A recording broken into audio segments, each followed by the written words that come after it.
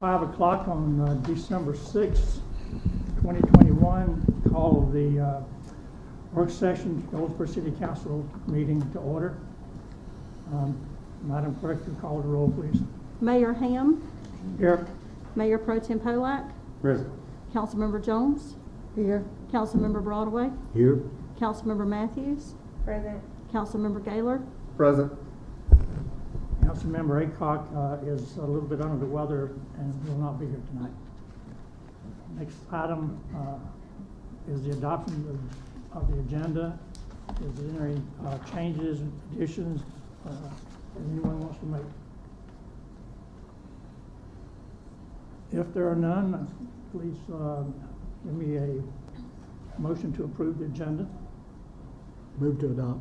Second. Got a motion to approve, adopt, and a second. All in favor of adopting agenda as is, raise your hand. The agenda is approved. Old business. This time we'll have an engineering update. Marty.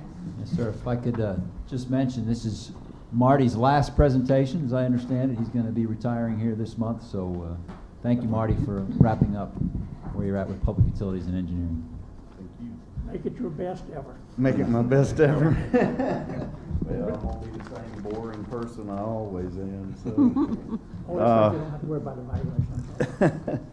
This is the, back in July, we gave Mike Wagner and I gave an update on where our utility projects were, funding, things like that, and this is an update to that update. So,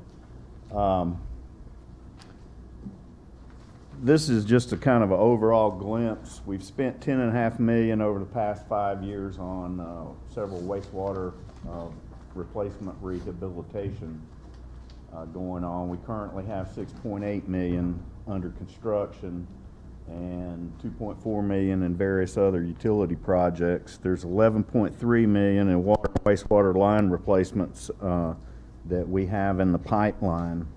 Whoop. And then $2.5 million of the $3.2 million FY 21-22 budget for public utilities. Those were funded through ARP. We have not put those out. We're still waiting on ARP guidance and put those out as RFPs to take care of, and I'll visit these in detail a few slides from now. And we still have 180-something million in water and wastewater unfunded needs. Let me just say that again, 187 million Yes, in needs. in needs.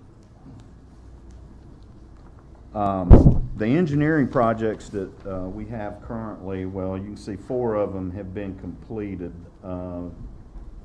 And I can tell you those funding, the phase 4 was a Clean Water State Revolving Fund loan for about $8.4 million. The 2018 Infrastructure Recovery Project was a Golden Leaf Fund grant that's been completed. Our 2020 Wastewater Systems Improvements was a Clean Water State Revolving Fund loan.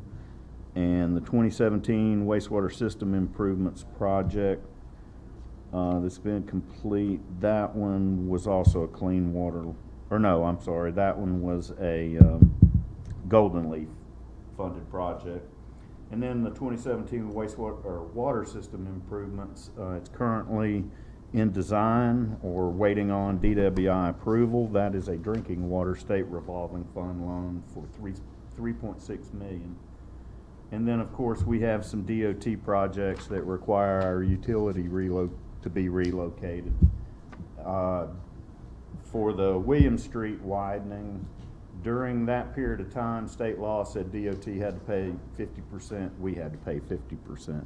Well, state law changed in between there, but we're still bound to the 50-50 on William Street. So any future projects, DOT projects we have and requires our utility relocations, we're only on the hook for 25%, and they're on the hook for 75%. So That was a good state law change for us.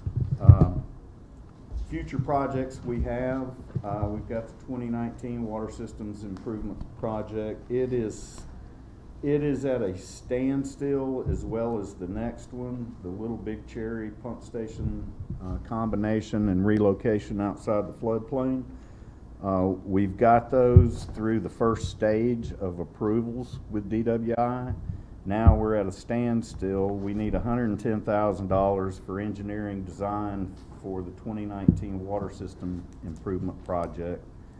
And we need $250,000 for engineering design for the Little Big Cherry project.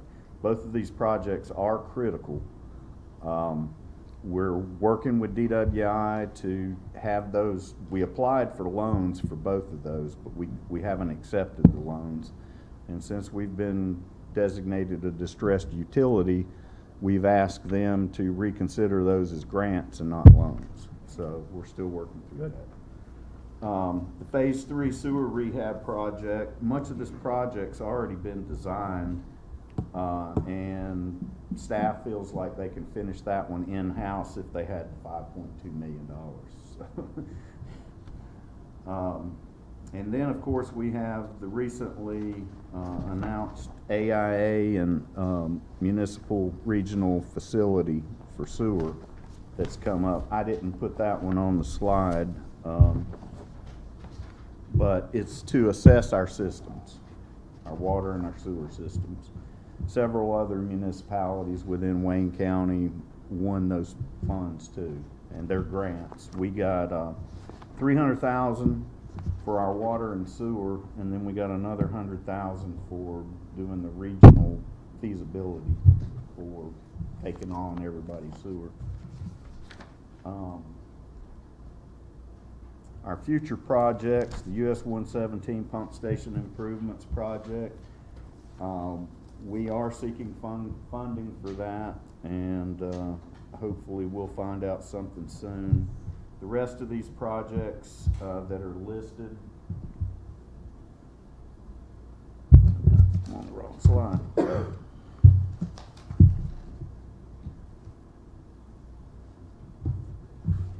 The rest of these projects on here are not funded. That's part of that $187 million, just for engineering projects. Public utilities projects that have been. Can we back up a second? Sure. On your future projects, you could go back to that page a second. The start dates, of course, are To be determined. well, that's, you've got, so start date needs to be changed to be determined instead of July. On my, I'm looking at engineering future projects. You're right, sir. Okay, so what I'm talking about, the start dates, we've surpassed July. Well, that was for the PER EID, the preliminary engineering report and the environmental information documents. That's, okay, That's when we submitted those Okay, for got it. approval, but the clock's still Not ticking. the We're physical still start under date. milestones. Got it. Yeah.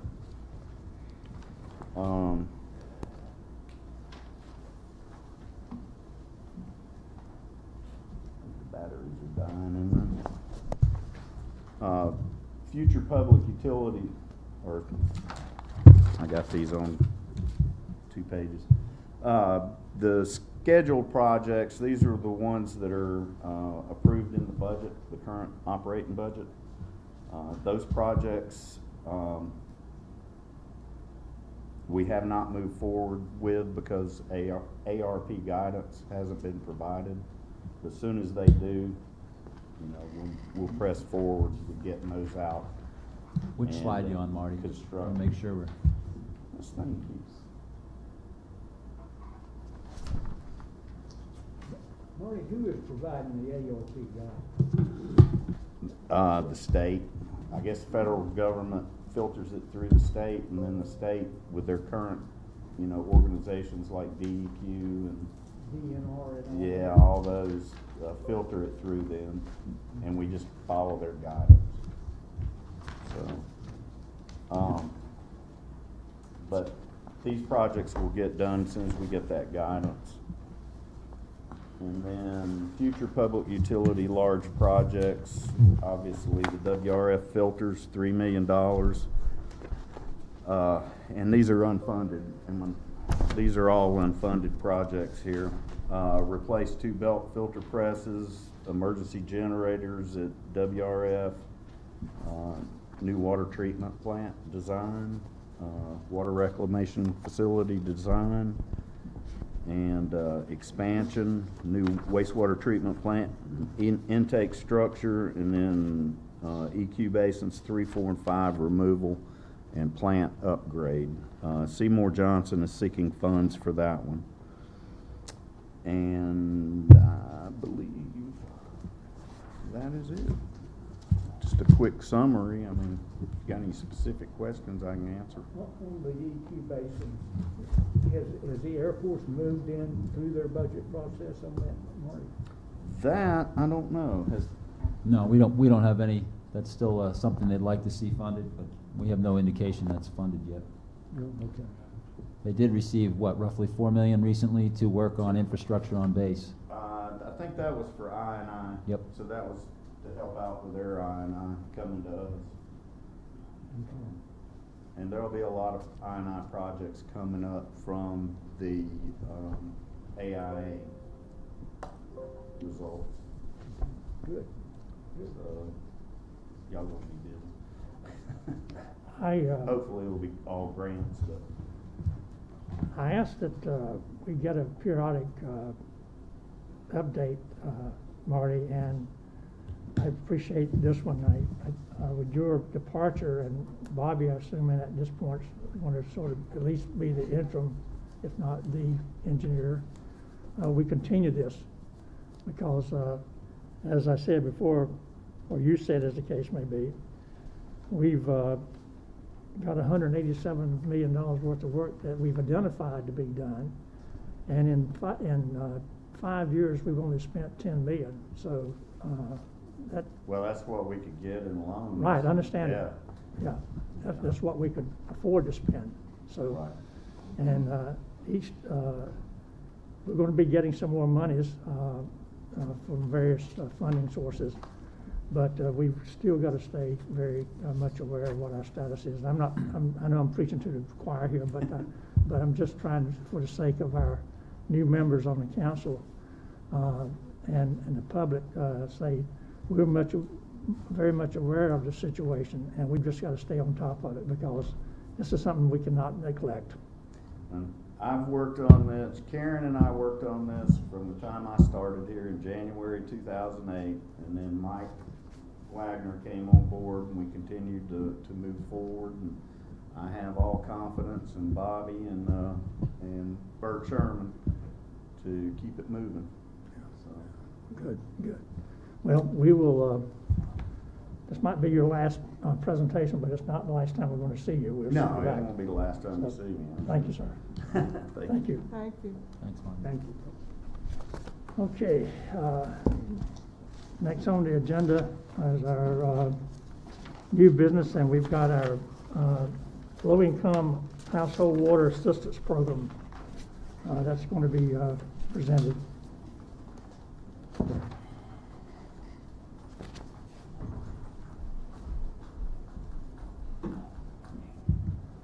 Good afternoon. My name is Good Nina afternoon. Williams, and I'm with the Wayne County Department of Social Services, and I'm. Excuse me, ma'am. Pull your microphone around a little bit there. Okay, thank you. Thank you. Again, my name is Nina Williams with the Wayne County Department of Social Services, and I'm the Income Maintenance Program Administrator for Economic Services Program. So this evening, I will be speaking with you about a new program that we have, and that was implemented effective December the 1st, Low-Income Household Water Assistance Program, which we refer to as LEWA. So, okay, that went backwards. Okay. So we'll first start with just defining what it is. It's a federally funded program that provides emergency assistance to low-income households to prevent disconnection or to provide assistance with individuals who have already been disconnected with reconnection of their wastewater services or water, just regular water services. So the funding sources, so the state received $21 million from the Consolidated Appropriations Act. Of that $21 million, Wayne County was allocated $273,281. They're also expected to receive an additional $17 million from the American Rescue Plan Act, also known as ARPA. And these funds have not been allocated to the county yet, pending the approval of the state budget. And once that budget is approved, we do expect to receive additional funding. So as I previously stated, this is a new program that was implemented on 12/1. The purpose of the program is to provide emergency assistance to low-income households. The way the program works is individuals who are interested in receiving services, what they would do is submit an application to our agency, or they can contact us and we can help them over the phone. And for some individuals, the application process, they are exempt from that if they meet certain criteria. So like I say, what they could do is call us, and we'll be more than happy to assist them over the phone to let them know. If found eligible, what we do is we contact the water provider to pledge funding, and the payment will be submitted within 30 days to the actual provider. The benefits amount do vary based on the household's needs. Right now, for the month of December, there is no limit. It just depends on the need that the family has. And this program will continue until the funds are exhausted or until September 2023, whichever comes first. So the population that we are targeting, we have group 1. So first we are serving those individuals who have had their services disconnected. Group 2, we are those households that are in jeopardy of having their services disconnected unless action is taken to prevent the disconnection. And then group 3 are those individuals who have current water bill services, and they just need assistance to maintain their service. So like I stated, what we're doing for the month of December, we are serving groups 1 and 2 to ensure that we have funds to help those who have already been disconnected or in danger of being disconnected. Effective January 1, all other individuals are able to apply, depending if we have any funds available. So what we did was we reached out to vendors, local water vendors in the county. And so those vendors, we had to have them to register in the Energy Provider Portal. Also, there's a vendor agreement, which I have a copy of that. I think you've already had a copy of that. So we have a vendor agreement, and it's outlined the guidelines to participate in the program. Also, we also work with the vendors to determine the amount that the household would need based on their current situation. The vendor also has to be willing to accept payment from the county on the customer's behalf and to allow up to 30 days for that payment. And also, vendors are the ones who know the individuals who are in need. So we ask that if you know of anyone needing assistance, to refer them to DSS. Can I stop you? Yes, please. Explain vendor. Okay, the water provider. Okay, so it can be county water or city or whichever. Right, whichever one is the water provider. So as I stated, the county responsibility, we've reached out to the water providers that we have information on in Wayne County. Also, as we become aware of more, we're reaching out to them because it's not too late to become a provider and to participate in this program. And also, as a responsibility for the county, we also have a responsibility to provide timely services to customers, and that means, making sure that their benefits are authorized timely, so that their services can be reconnected or to prevent disconnection. And also, we do have a responsibility to make sure that the providers are paid timely within the 30 days. Okay, so I did bring with me today a copy of a poster that has been posted on websites that we were sent from the state. If anyone is interested in a copy of that, and I also brought a copy of their vendor agreement. Okay, I do have that right here. And also, I've provided some helpful links. I provided the website for the web address for the state Department of Health and Human Services, which outlines the policy and other information regarding this new program. Our website, Wayne County Social Services page, we also have information regarding it. I provided contact information for DSS rep. I provided my information as well as the supervisors, if anyone is interested.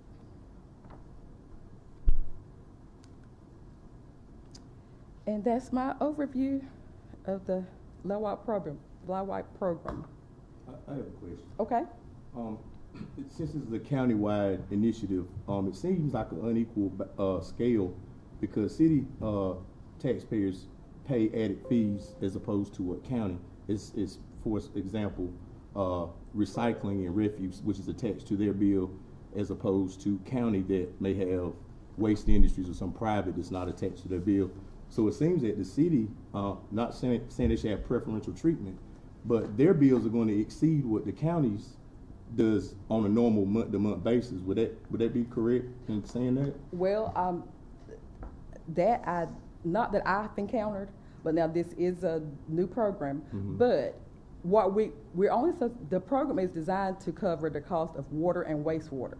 So when we contact the city, we do ask, what all is included in this bill? Mhm. And we're asking if those other fees can be separated from that. But if they Okay. cannot, we are allowed to pay the entire bill so that they Gotcha. can receive their services. Because I know a lot of people, the water portion of the bill may only be $20. Right. But then once you add the storm water and the refuse and recycle and all that, it may Right. be in excess of $80 per Right. month. So that's why I wanted to see if there was a breakdown. Correct. We do ask for a Well, breakdown. okay, thank We you, do. ma'am. Any other questions? Any other questions? Thank you, ma'am. Oh, Yes. Is there any chance that the city could add to this fund of money to either extend the program or prolong the program for city residents? That would have to be a question for the state. Sure. Because those funds are allocated to us, and we're just looking at it as being individual water providers, Right. not a city and county. Are y'all going to try to administer this in-house or farm it out to Yardy or someone else?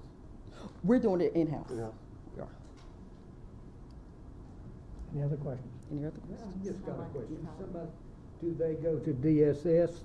If somebody has that problem and they see their water bill is high, do they go down to DSS and make application there? Yes, or they can call and we can do it over the phone. And you can do it over the phone too? Yes, sir. I mean, it's hard to get there sometimes. Right, so that's why we're able to accommodate. Okay, that was my question. They can mail in the application. We have applications on the website. They can mail them in.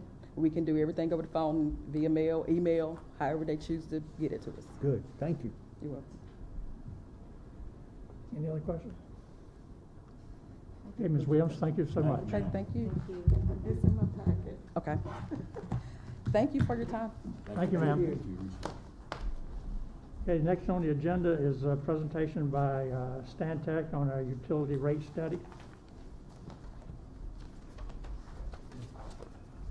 Good evening. Afternoon, sir. Good evening, Mayor, council members. My name is Dave Hyder. I'm with Stantec, and I do have a brief presentation this evening. I think it'll go well with the engineering update that we just talked about because capital projects are really a key aspect of that. So what I'm going to, oops, wrong way. What I'm going to cover this evening is just a little bit of background about the study. We'll talk about the assumptions that are inherent in the study. We'll talk about the financial planning scenarios that we've looked at, show you what the bill impacts would be, and then I'd be happy to answer any questions. Feel free to interrupt me as I'm going through the presentation, though, if you have any questions. Just in terms of Stantec, I'm part of Stantec's financial services practice, and this is the type of work that we do all over the country, so it's kind of our bread and butter. We do a lot of work in North Carolina with utility rates, water, sewer, stormwater, and solid waste, as well as across the country. So we have a lot of experience in this area. In terms of the city's water and sewer systems, you serve about close to 15,000 accounts. Most of them are located inside the city, but you do have some that are located outside the city. But the important point that I wanted to bring across this evening is that you have an extensive system. It's one of the most valuable assets that the city has. You've invested a tremendous amount in getting the water and sewer system to where they are today, and it provides tremendous value in terms of clean drinking water and protection of the environment. Your water system produces about 6.7 million gallons per day of treated water. You treat about 8 million gallons per day of wastewater. You've got 4 elevated storage tanks, 274 miles of water lines, and 228 miles of sewer collection pipes. So an extensive system. If you had to rebuild that today, it'd be $250, half a billion dollars to build it today. It's an extensive system. And since this is a rate study, I just wanted to provide a little bit of background in terms of the rate history. You haven't had a lot of rate increases over the past 10 years. You did have a modest increase in fiscal year 17. And then the last big increase occurred in 2020 for the fiscal year 21 rates. They were increased by 17.5% as a result of a similar rate study. But in terms of your rates, when we look at you compared to others across the nation, as well as those in surrounding jurisdictions, the bills for Goldsboro customers remain low for water and sewer service. And I'll show you a comparison in a moment here. In terms of national average, we can track, and there is a CPI that the U.S. Census Bureau produces for water and sewer service. It's gone up a little bit less than 5% a year over the last 10 years. So cumulatively across the country, you've seen rates go up by about 5% or about 50% over the last 10 years. Here in Goldsboro, you had that minor increase in 17, and then you did do that adjustment in 2021. But we do see communities that are dealing with the need for infrastructure replacement. A lot of the infrastructure that was put in place is now reaching the end of its useful life all over the country, and so a lot of utilities are reinvesting in that infrastructure. So that's it on background. Now I'm going to talk a little bit about the financial planning scenarios. And just to give you some framework there, essentially what we do is we have a 10-year financial model that simulates the water and sewer enterprise funds, looks at the revenues and expenditures. And within that model, we have to make some assumptions in terms of those revenues and expenditures. So on the expenditure side, we use the beginning balance for fiscal year 21 as our starting point. So that's how much essentially cash you have in the bank as our starting point. We've projected that 10-year forward using the fiscal year 22 budget, so operating and maintenance cost budget on a line item by line item basis. And then we look at each of those line items and say, what do we anticipate those costs to go up by year over year? And so on average, it's about 3% per year is what we're forecasting for operating and maintenance of the water and sewer systems. In terms of outstanding debt for prior capital projects, you've got about $24.5 million of outstanding debt that ought to be paid back over time.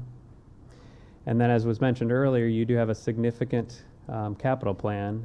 When we completed the study, we looked at the full ball of wax, I guess you could say, the $188 million from fiscal year 22 to 2030. And if we tried to address those projects, what it looks like in terms of the impacts on the system. As was mentioned earlier, you've got $35 million for a 3.5 MGD water reclamation facility treatment basin, slotted around the 2025 timeframe. The biggest project is $85 million for a new water plant around the 2028 time period. And given the magnitude of these projects, we're assuming that you'd have to issue debt to fund them. So you'd have to take on new borrowing to be able to fund them. So in terms of revenues, we are projecting no growth in accounts, and we're assuming that there'd be no changes in volume. So essentially a conservative estimate there that volumes are going to stay the same on the system. You're not going to be selling more water or sewer service. And then non-rate revenues, which would be your miscellaneous revenues, we're using the 22 budget as a starting point, and then we're just holding those steady, so no adjustments to those fees. We are including the ARPA funding of $2.6 million in fiscal year 22, and that would be used to fund capital projects. So that's the expenditure side and the revenue side. And then the way we evaluate this is we want to make sure we have some targets that we're looking at over that 10-year period. And what we're doing there is we want to have sufficient reserves. So we want to keep that fund balance or those O&M reserves at a certain level. Right now you're over 2 months, but we want to go from a 2-month to a 6-month reserve would be ideal over a 10-year period. Ideally, we want to have structural balance within the utility, and that would mean that our revenues equal our expenditures. And then finally, a little bit more technical, we want to make sure we have a ratio of our net income to debt payments that's at least 1. And essentially what that means is that when we take our revenues minus our operating costs, what's ever left, we want that to at least equal the debt service. And ideally, within the financial industry, it'd be nice to have it to be 1.25 times that debt service. So a little bit technical there. But essentially, we want to have sufficient funds to pay the existing debt. So next, we dive into a little bit of the details, and this is just a forecast of operating and existing debt. So the orange bars are your operating and minor capital costs. So no big CIP, just really operating, maintaining the systems, keeping the lights on. It's about 14 million in 2022, and with that 3% inflation rate, it's going up to, I think it's about 18 million by 2031. And then those gray bars are your existing debt payments. So that's paying off that 24.5 million just based upon the amortization schedules for the debt. And so this is just operating the systems and paying off that existing debt. So the next thing we can look at is here's that capital improvement plan. We've got categories of expenditures here: engineering, water treatment, water reclamation, the compost facility, vehicles, and then the Tiger project. And this is the components of that 188 million that I've been talking about. So again, 32 million in engineering, about 100 million for the water treatment plant, 50 million for the water reclamation facility, and then you can see the remainder of the numbers. When you total that all up, it equates to 188 million over the 10-year period. And as I mentioned, the majority of this we're assuming would be debt funded because of the size of the projects. That's today's dollars too, right? Yes. Today's dollars? It is 188 is today's dollars, but in our model we do assume inflation. Yeah, which is pretty significant right now. And that's also assuming existing flow rates, right? So that's not assuming any growth, Correct. including industrial growth. Correct. Yes. To the extent that you have growth, that would help. Yep. This is keeping things steady. Yep. Let me rephrase my question. So Sure. those numbers are assuming we would build facilities to meet our current needs. That might be outside my ballpark in terms of No, for understanding the instance- details of the projects. For instance, the 35 million in FY '25 for the water reclamation facility would increase your capacity. Okay, thank you, If sir. you remember the previous slide. Right, It that talked answers my about what was the amount gallons per day would add.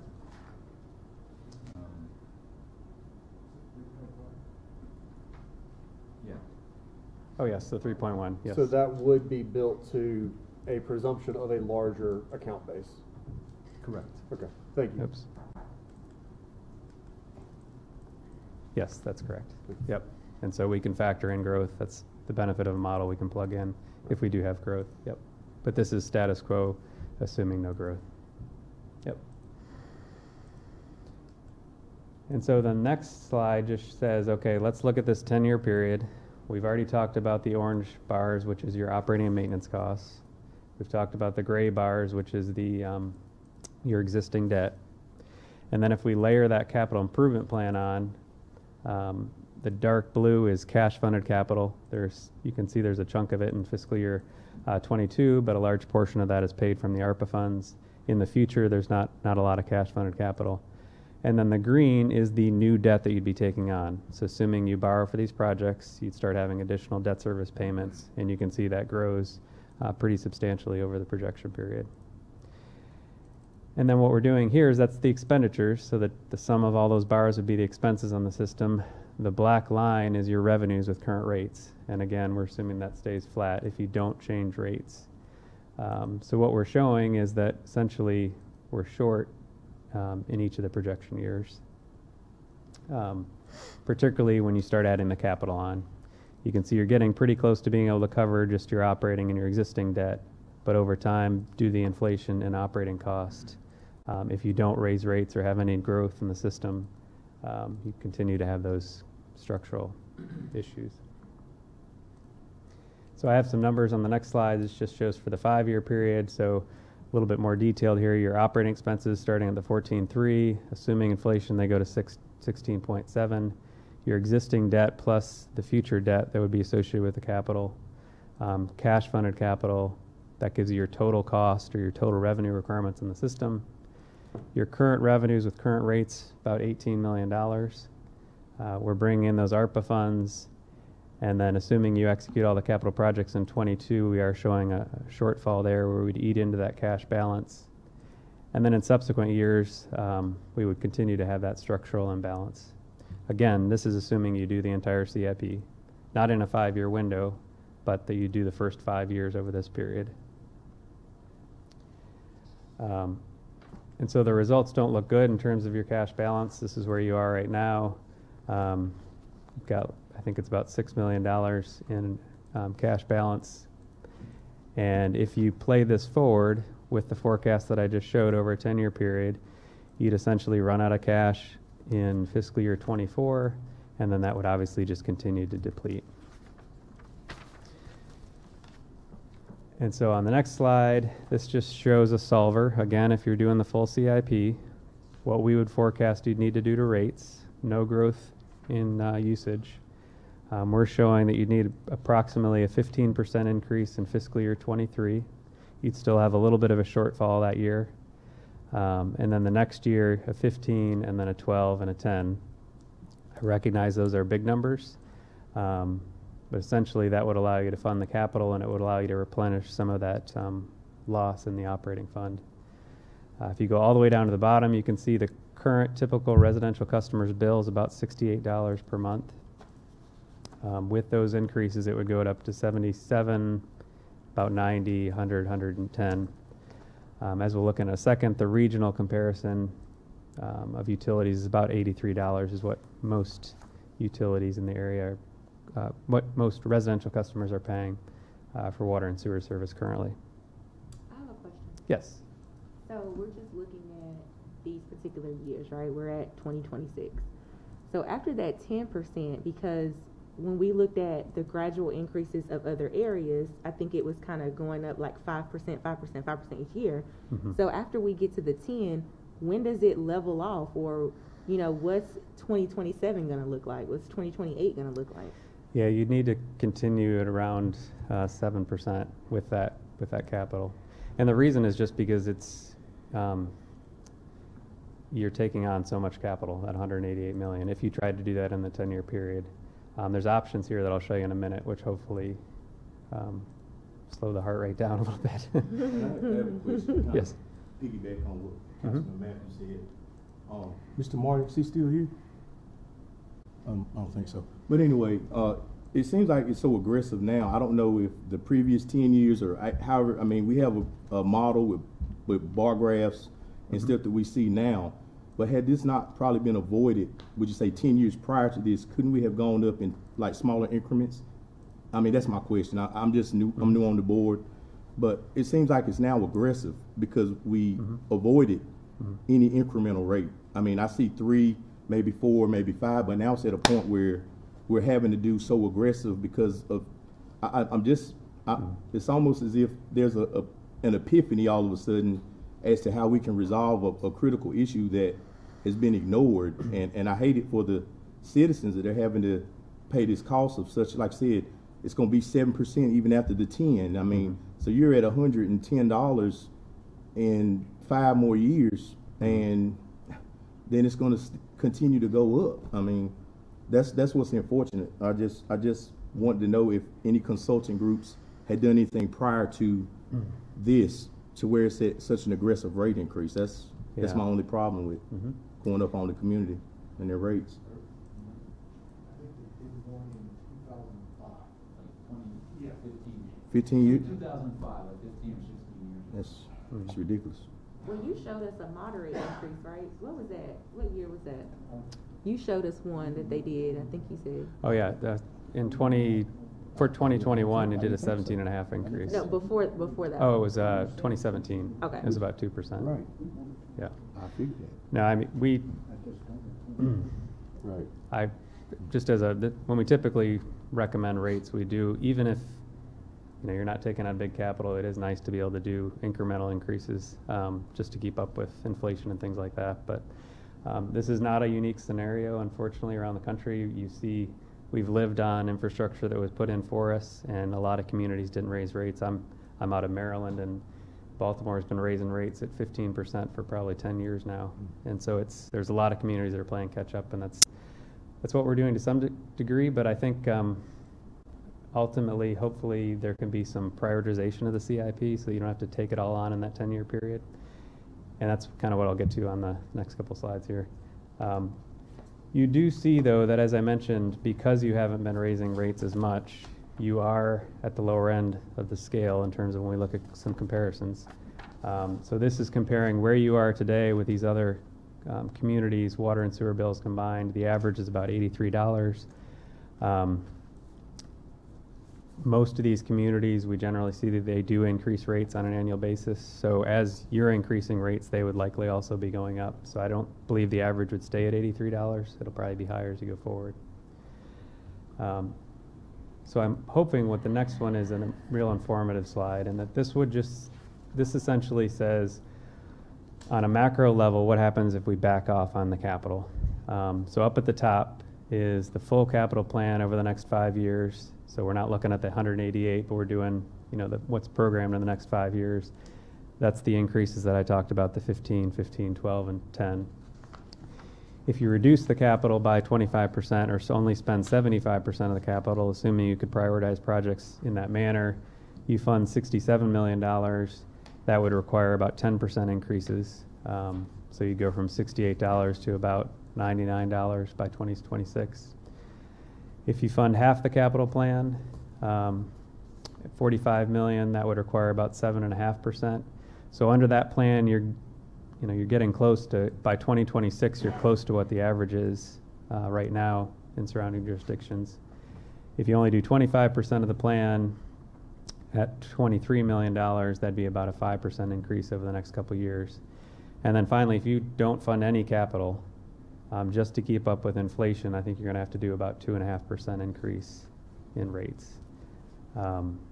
So you can look at this a number of ways. It could be that you prioritize down to 15%, or infrastructure dollars become available as they may over the coming year or so that would help you offset some of this. So it could be a combination of maybe you prioritize, you don't fund the full amount, but you also get infrastructure dollars with the new packages that are coming out.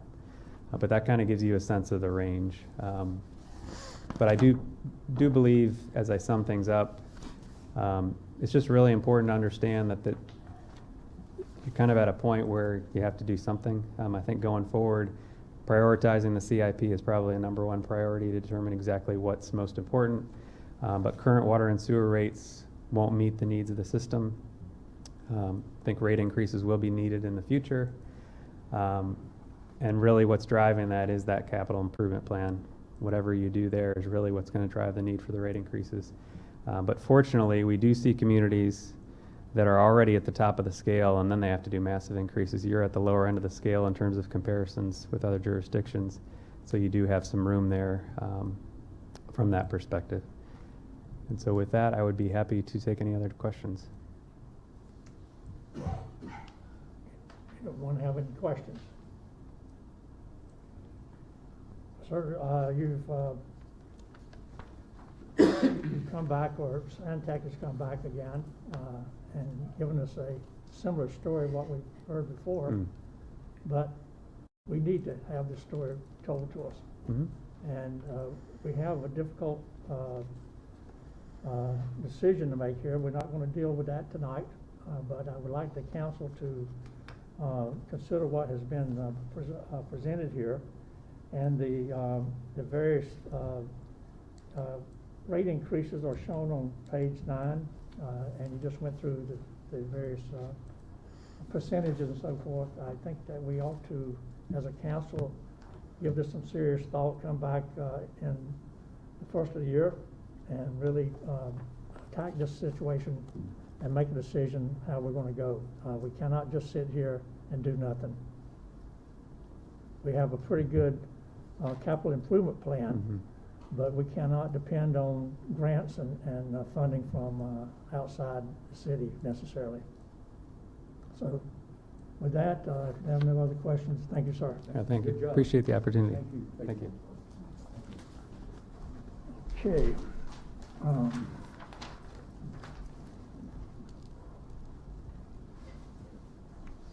Now we're down at the Community Relations is going to present the ARP presentation. Good evening, Mayor Ham, City Council. Good evening. The city has been allocated $907,913 of home ARP funds by the U.S. Department of Housing and Urban Development to assist individuals or households who are homeless at risk of homelessness and other vulnerable populations. To date, HUD has released 5% of the 15% set-aside amount for administrative costs for grantees' immediate use. HUD has provided guidance to grantees to assist with planning for the use of the home ARP funding.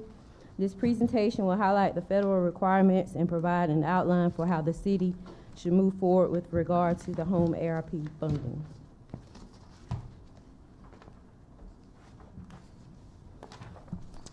HUD's vision for the home ARP, $5 billion in home ARP funding provides home grantees in collaboration with other community stakeholders a chance to make targeted strategic investments in housing and other assistance for people experiencing homelessness and other vulnerable populations. Home ARP can be used to provide rental assistance, fund supportive services, develop new affordable rental housing, and acquire and develop non-congregate shelters. Home ARP's flexibility presents a significant opportunity for communities to make critical investments that can build long-term capacity for housing and homeless systems and dramatically strengthen efforts to prevent and end homelessness. So the qualifying populations for the home ARP funding are individuals and families experiencing homelessness, individuals and families at risk of homelessness, individuals and families fleeing or attempting to flee domestic violence, dating violence, sexual assault, stalking, or human trafficking, other populations for whom supportive services or assistance would prevent homelessness or serve those with the greatest risk of housing instability. Veterans and families with a veteran family member must also meet one of the preceding criteria. So I just want to highlight HUD's definition of homeless. Is an individual or family who lacks a fixed, regular, and adequate nighttime residence. An individual or family who will imminently lose their primary nighttime residence and meet the criteria above. Unaccompanied youth under the age of 25 or families with children and youth who would not otherwise qualify under the criteria above but meet the definition of homelessness under other federal definitions. Those at risk of homelessness, HUD's definition is an individual or family who is extremely low income, under 30% of average median income. Currently for Wayne County, our average median income is $50,500. And I just wanted to provide an example of that. For a family of one person, for them to fall within the extremely low 30% less than the median income, their annual income cannot exceed $12,880. So that's just an example. For a family of two, their income cannot exceed $17,420 for them to be considered extremely low income. Also, for at risk of homelessness, does not have support networks to prevent them from moving into a shelter and meet one of the definitions outlined in HUD's definition of homeless. The next qualifying population of those fleeing or attempting to flee domestic violence, dating violence, sexual violence, stalking, or human trafficking.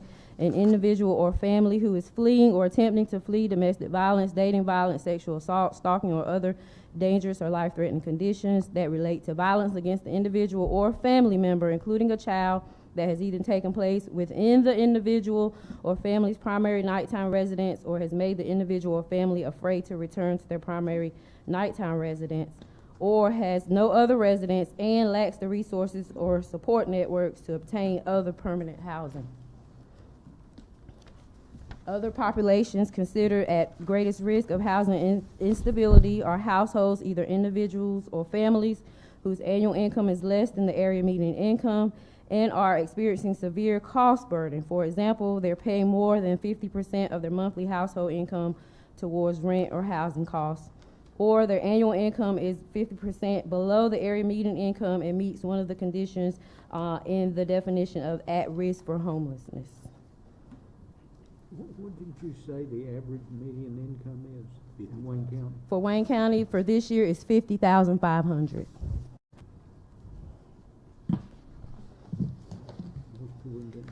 There are 5 eligible activities under HUD's federal guidance.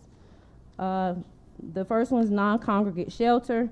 The grantee can acquire and develop for individuals, families, in the qualifying population is a non-congregate shelter. Number 2, nonprofit operating and capacity building assistance. We may use up to 5% to pay operating expenses of a community housing development organization or other nonprofit that will carry out home ARP eligible activities. Number 3, rental housing. We can acquire, construct, and rehabilitate rental housing for individuals, families, and the qualifying population. Number 4, supportive services. Funds can be used to assist qualifying populations with child care costs, basic education skills, job training, meals, groceries, locate and retain housing, legal services, rental application fees, utility deposits, etc. Lastly, tenant-based rental assistance for qualifying populations. Funds may be used to provide rental assistance, security deposit, and utility payments. Okay, so a little bit about the planning process.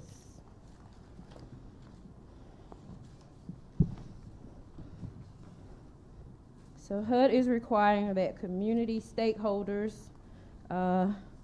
specific ones, be consulted and be a part of the planning process. As part of the home ARP planning process, the grantee, which is the City of Goldsboro, should ensure broad consultation with community stakeholders to identify unmet needs and gaps in housing or service delivery systems for the qualifying populations.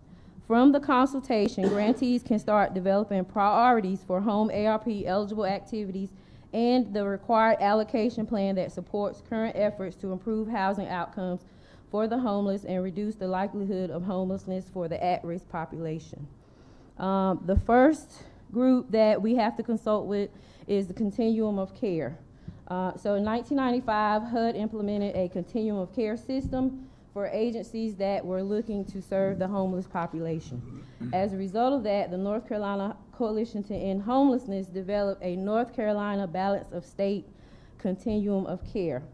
What that means is that they've organized regional committees within the state of North Carolina, and Wayne County falls under Region 10.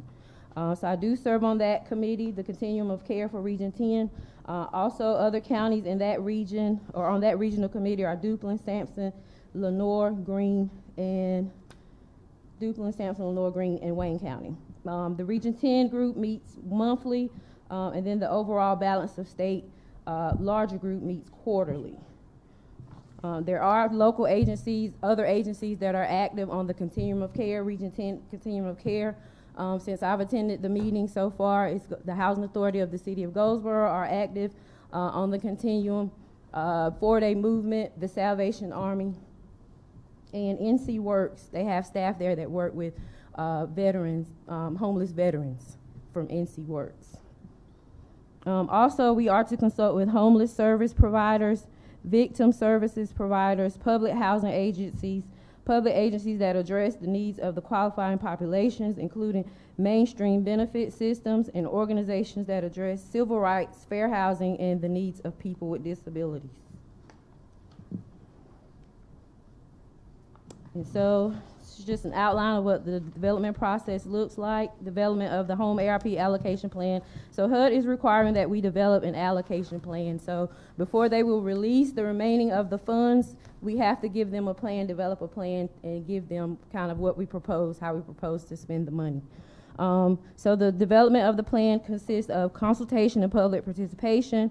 We must provide for and encourage citizen participation, and we must hold at least one public hearing and a public comment period before the allocation plan is submitted.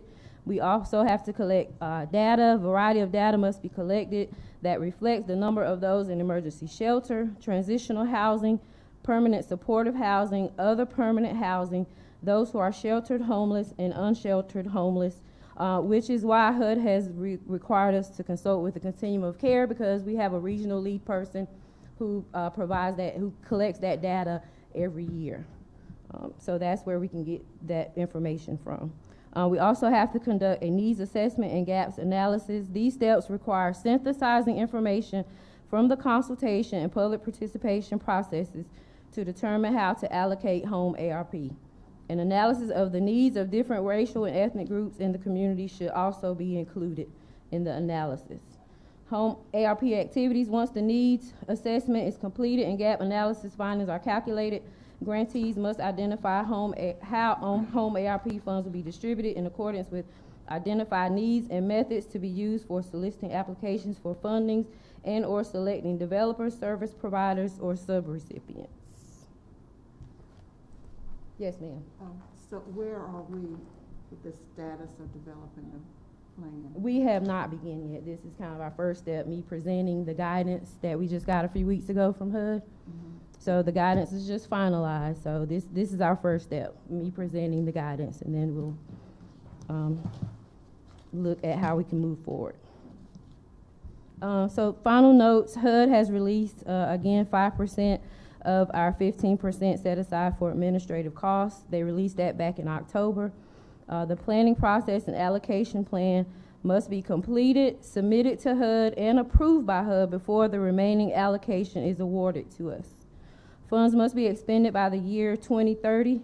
The allocation plan must be added to the fiscal year 2021 annual action plan, which means we have until June 30th to get our allocation plan into the system.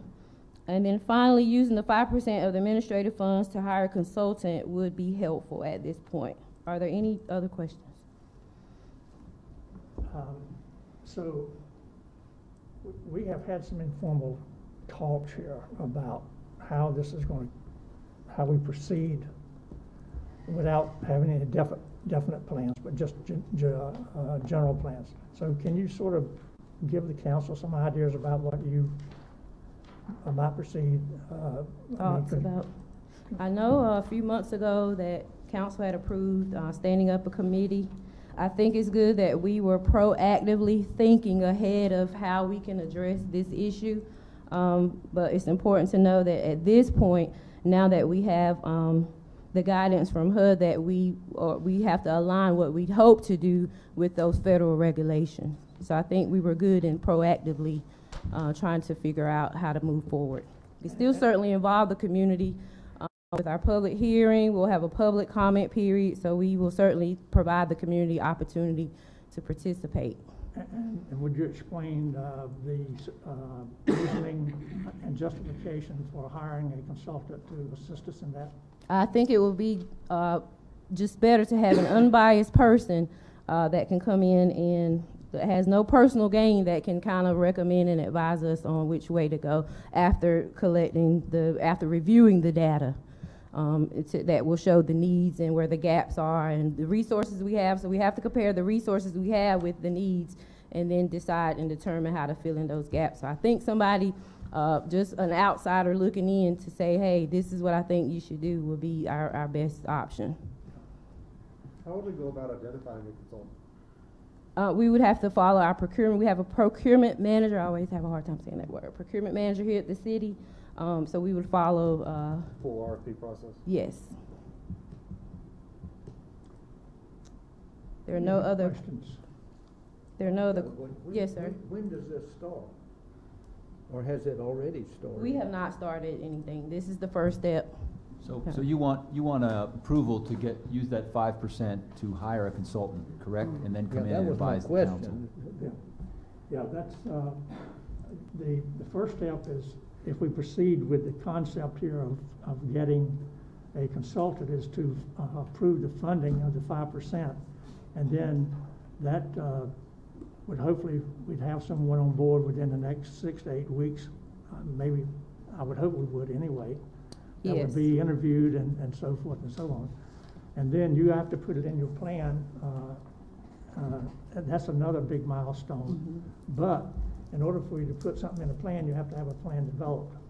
Yes, we have to follow all of these steps, planning steps. We have to complete all of this. We have to meet with all of these people that HUD says we have to meet with, and then follow these steps.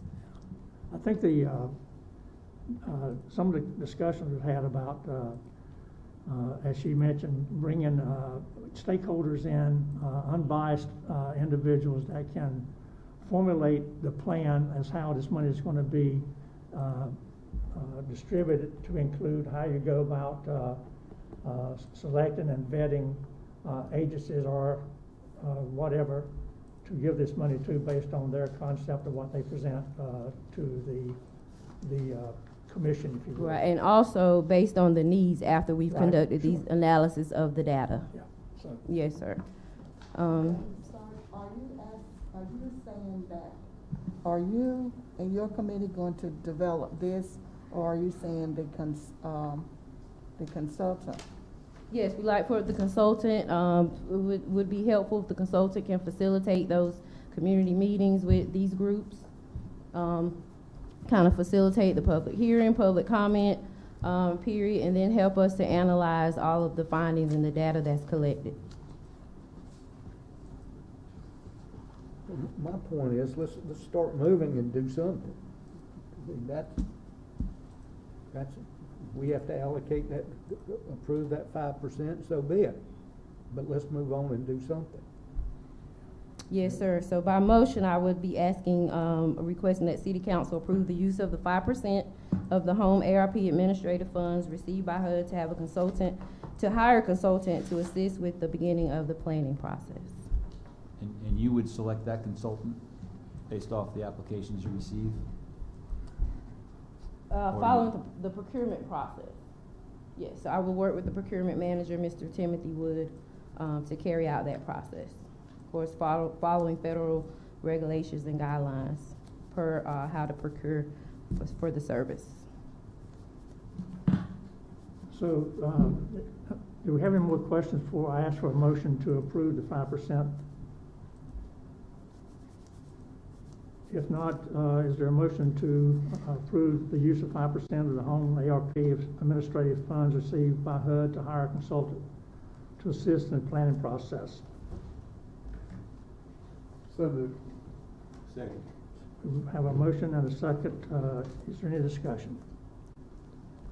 There be no discussion. All in favor, raise your hand. All opposed? The motion carries. Thank you. Thank you. You come back and at the December 20th meeting, just give us an update on the status. Yes. Thank you. Okay, the next item is something that we hopefully can finalize tonight, and that's boards and commissions vacancies. The city clerk will orchestrate that. Good afternoon, council and mayor. Included in your folders is a listing of current boards and commission members with the districts that they live in, a listing of those members whose terms are expiring, current applicants for each board, and copies of applications received to date. If council could discuss these and recommend citizens based on the information, I'll bring back a resolution at the next meeting to appoint those members. So the first one we have is Community Relations and Development. So there are 6 vacancies on that board at this time. 2 of them are not eligible for reappointment. 4 of them are eligible for reappointment. And you have 2 recommendations from the board. Well, actually you have 3. So you have 1 recommendation for Denise Servino Todd. And then the board tied on the votes for Willie Smith and Laurie Kaufman. So you'll need 2 members to fill that board. I have a question for Ms. Felicia. So I see the board's recommendation for Ms. Kaufman. I hope I'm saying her name right. Forgive me if I'm not. However, in times past, I know the council has tried to ensure that we have equal representation from all districts. And the only district that's not represented currently is District 3. And we have a Melissa Potts. And it is her first choice. And I see that Ms. Kaufman has a first choice for another board. So is it possible that the committee will consider Ms. Melissa Potts as a representative? She's from what district again? She's in District 3. Okay. And we don't have any District 3 representation currently on the board. I think the council can make the final call on that. The committee just asked to make the recommendation. They were at a tied vote with 2 of the applicants. Can we take this one in time? Does the board or the council accept the recommendation for Mr. Todd Ms. Todd, Denise, I'm sorry, which was recommended by the commission. Anybody want to make a motion to accept her? I have no problem accepting her, but I do agree with, Councilwoman Matthews that we do need to have representation. Then that helps Okay. then with that tie that we had, so I appreciate that. But that wasn't, Mayor Ham, that wasn't with Denise. We're talking about with, I'm particularly, excuse me, I'm talking about with Ms. Kaufman. Because Understand. I was You just see what trying I'm to get saying? that recommended. Oh, right, person out of the Ms. way. Hiawatha agreed with you, so I was saying that would break the tie that we had if council agrees to that. I agree with them also. Okay. I think we need equal representation. I do too. District 3 is the only, yeah, Okay. that's our first choice. I just wanted us to consider that while we're approving the people that's already in line, we need to leave a space for that individual if we're gonna do that. That's what I was So saying. you want Denise Todd and Melissa Pops to be the two new appointees, correct? So we don't need 3, we need 2. No, I think Yeah, it's settled now. It's settled with Yeah. Melissa Potts and Denise Todd is what I'm hearing. Yeah, Yeah. Okay. because Willie, You need Willie to. Smith was from 6-2, so we So we only got need it 2. now. Oh, okay, okay, Mhm. okay. We're good. Okay, thank you. Mhm. I do have another question for you if you don't wanna go real fast, I'm sorry. Mayor Ham, if I may ask her a question about the Mayor's Committee for Persons with Disabilities. I'm not trying to jump out of place, but while she's up here, if I can go ahead and ask her that question. All right. Is it possible that we accept both of these individuals for membership for that? And I say that because, Miss Shelby is from District 2, and there's no representation from District 2 on that board. But however, Mr. Johnny Holland is his first choice as well, and I'm wondering, is there space for both of those individuals That to was serve? a super hard one for the committee. It was a hard choice. To choose between?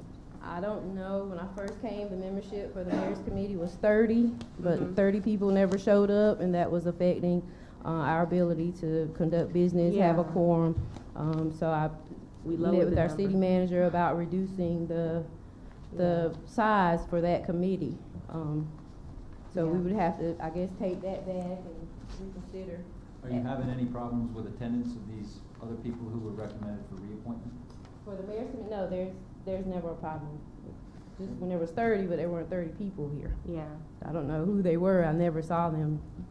So I would ask if we can reconsider that, and that's because, you know, in light of wanting to have some representation, District 2 is the only district, well, District 4 is not represented either, but we didn't have anyone to apply, but District 2 is not currently represented. But I would hate to bump Mr. Holland just because he's in a district that's heavily represented on that board. So I am asking for the city manager and all the powers that be to reconsider that number to allow both of those if possible. We would have to redo the ordinances in order to change the numbers. How hard is that? An ordinance change? So we can work that out this week. Okay. I don't know the individual specifically, but right now there's 6 people from inside the city and 9 people from outside the city. And we have 2 from inside the city that are interested in joining. I would support it as well if it came back before council. I agree. I agree. So we can work on that, Madam Clerk, before our next meeting. Thank City you, Madam manager. Clerk. Is that okay? Do you want to appoint one now and then come back with the other change, or? I mean, these people are also on other boards, whether it's the Rec Advisory Commission or. I have to go look at the other opportunities. Well, and we also have to consider the fact that there's a lot of these members that fall off a lot during the year. So, I mean, you could have another vacancy on that board within the next couple of months. But I think with this board, cause I sit on it, you know, people show up and they are warriors for people with disabilities. So I don't foresee that happening. I'm not trying to complicate the process. I'm just asking if that is possible, because if I look at, and I do see where their other interests are. But I know when you have two people who identify that they want that to be their first choice and it's only one other person, I didn't know the process of accepting two people. So if we can do it, I think we should do it. Just me. How do you guys feel about it? The board. That's fine with me. I don't have any problem with that. Okay, so council generally agrees you want to change the ordinance? We'll do that, bring it back to the next meeting. So would it make sense to just say, instead of having a 15-member board, that we say up to 20 then? And then that way, it's not affecting your quorum either if you're up to. That's good. Ms. Alicia? How would the quorum work if you're up to and not a definite number? I think because it's based off the members that are there. It's based off your, Based off the membership. your membership.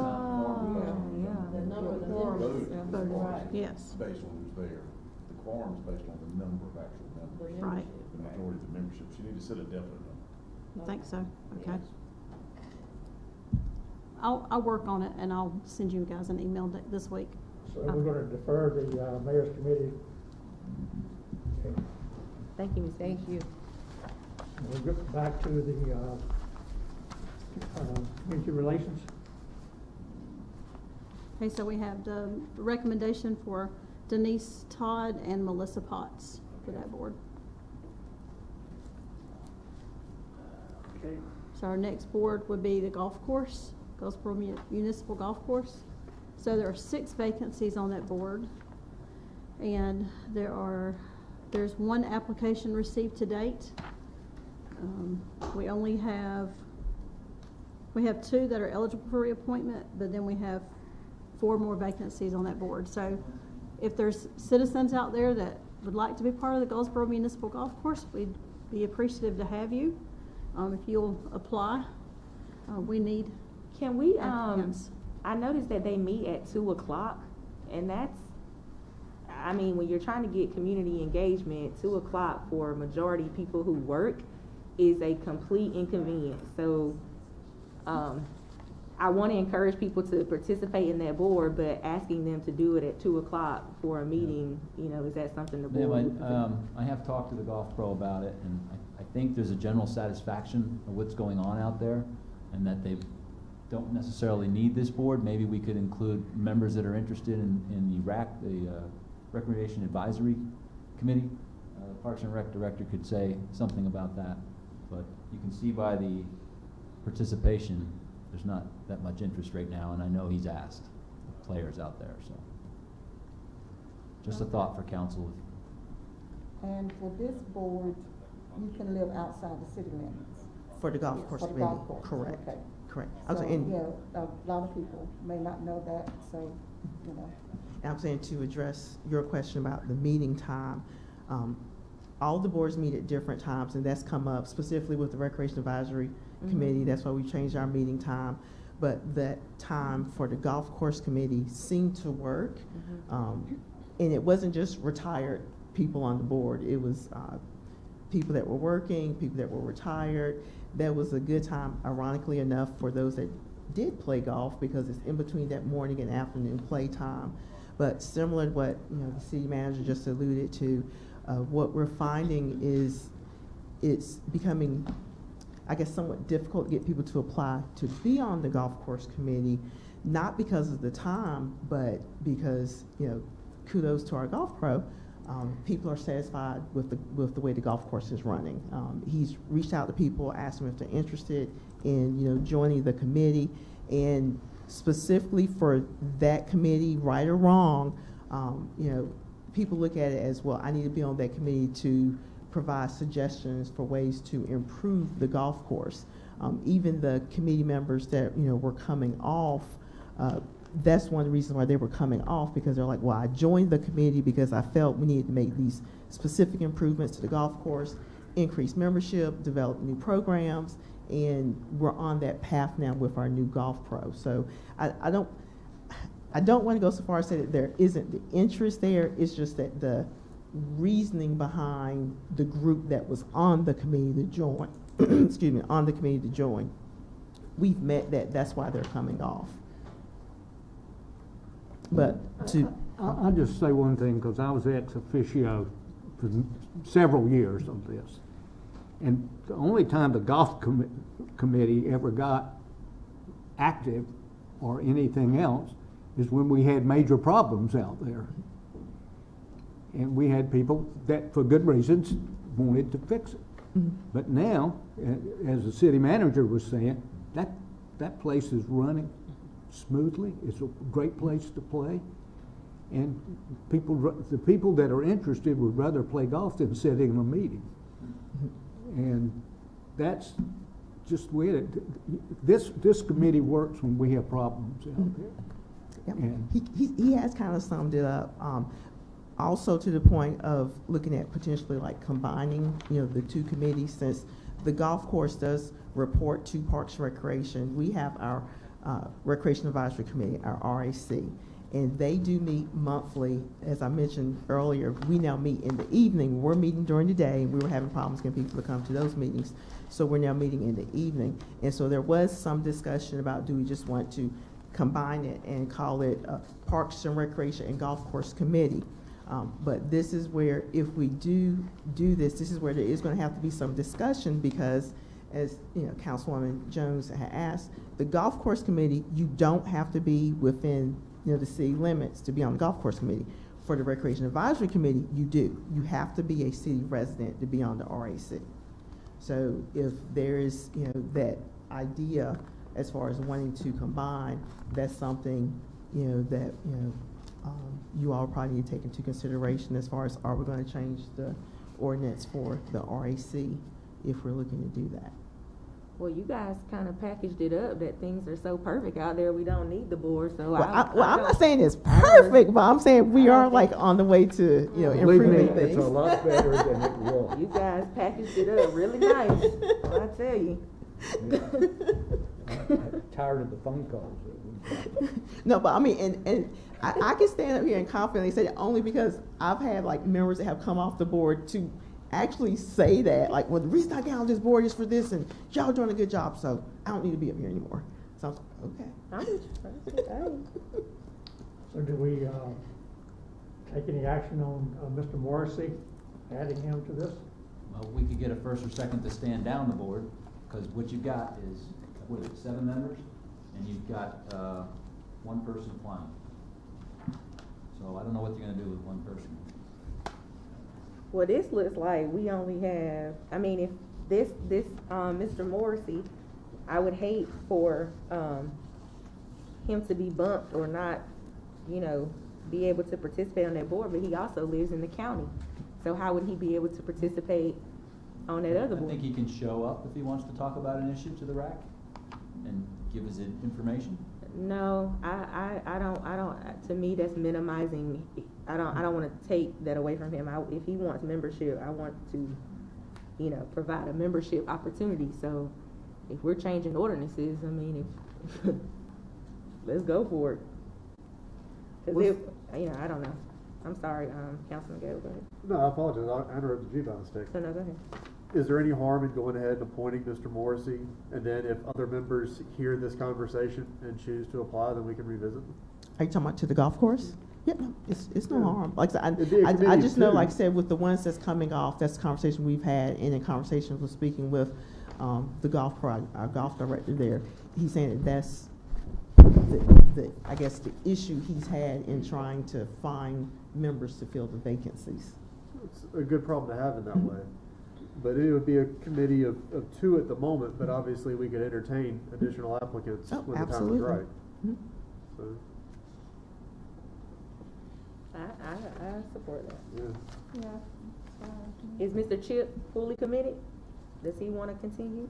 I believe so. Then I don't it'll have be the a list party in of front of me. I don't know. Let's call Mr. Chip, make sure he's still on board with it. Chip is the golf instructor down at Mount Olive, right? Yes, he's the golf coach at UMO. Okay, we might have it. Okay, council, what do you want to do?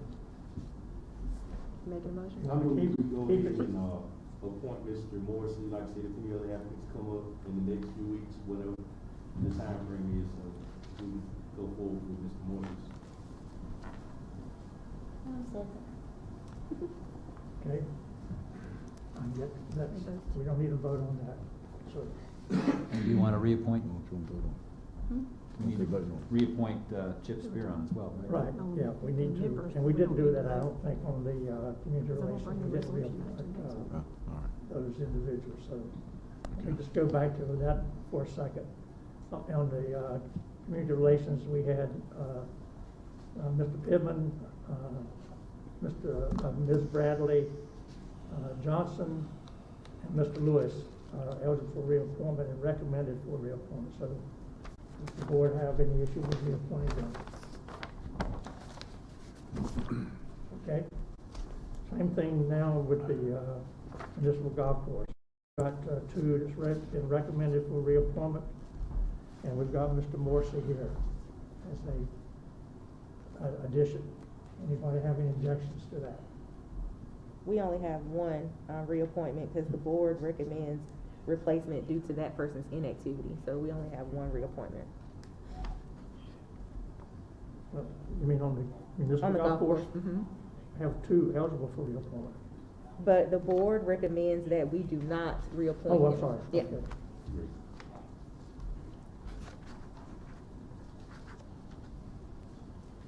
Now, what it says is the board recommends replacement, doesn't say removal. So what is it? Well, it seems to me Well, that you can they replace him. You can replace him with Christopher Marisi. yeah. Okay. Yeah, let's do that. Move Mr. Lofton and replace him with Mr. Morrissey? Yes. Yes. Okay, all right. Next one is the Goldsboro Historic District Commission. Thank you. So Thank you you, have, Ms. Felicia. you have two eligible for reappointment, and the board recommends both of them to be reappointed, if council agrees. I don't have any problem. No We've got, problem. Ms. Linda Legal and Donna Stevenson eligible for reappointment, and we're recommended for reappointment.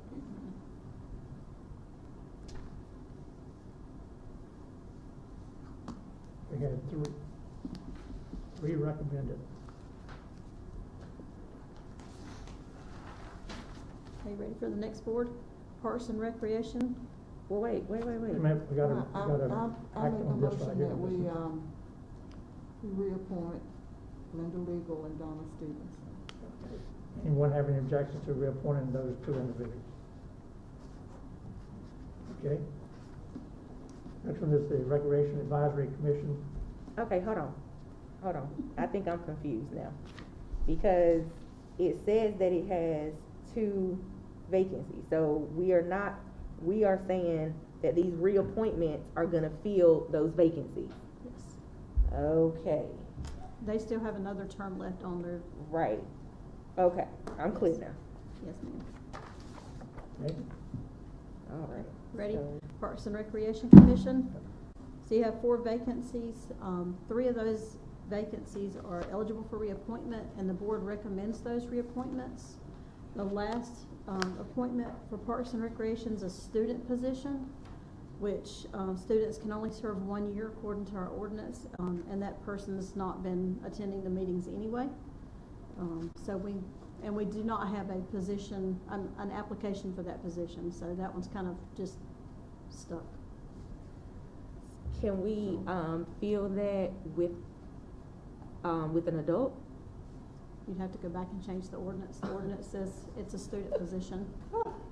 So, Ms. Law, as of now, you said we don't have an active, the girl that, a young lady that was, the representative is in college, and Okay. that's why she's not, available. But I do like that position because I served as a advocate, as a student when I was in high school, so I think that was kind of beneficial to the student, body at the school. So do we need to have somebody resubmit an application from the school? Please. Mhm. Okay. And then we can just bring it Let's back. Let's look at doing that so we don't Okay. get rid of that slot. Okay, on Goldsboro Recreation and Parks Commission, we have 4 vacancies. 1 is a student. We have no student applicant, and we have 3 current members eligible for reappointment that have been recommended by the board for reappointment. Any objections to that? Okay, we're going to defer the mayor's committee for persons with disabilities per pending an ordinance change. Next one would be the planning commissioner. So you have, There are 2 vacancies there, and we have a number of applicants. you have 2 vacancies. One is resigning as of December 31st, and then your other vacancy is not eligible for reappointment. And then you have 6 applications for those waiting for appointment on that board. And there are no recommendations from the board. Laura, I have one question. Okay? And I have been talking to Chris Boyette. And Chris has told me his last reappointment was for a 4-year term. No, sir, it was for a 1-year term, per council's direction at the last meeting, at the Sure last was. year's meeting. 1 year, that was it. But he's asked to be grandfathered for the 4-year, because we just cut him out of 3 years of time on the board. Because he had served his terms. That's why council came back at at meeting last year and just appointed him for 1 additional term, or 1 additional year. Yeah, the idea was to get other members of the board more experience. Right. And we discussed that in great detail last year, so that it was very clear that it was just for that 1 year. So I'm sorry that he misunderstood, but I don't remember that discussion, but I do know that he should be grandfathered in, I think, for his original term. Now, nobody else has to agree with me, but that's what I'm saying. okay. That we cut short a term. Okay, you see there we have a number of applicants. Any discussions about who you would like to have fill those positions?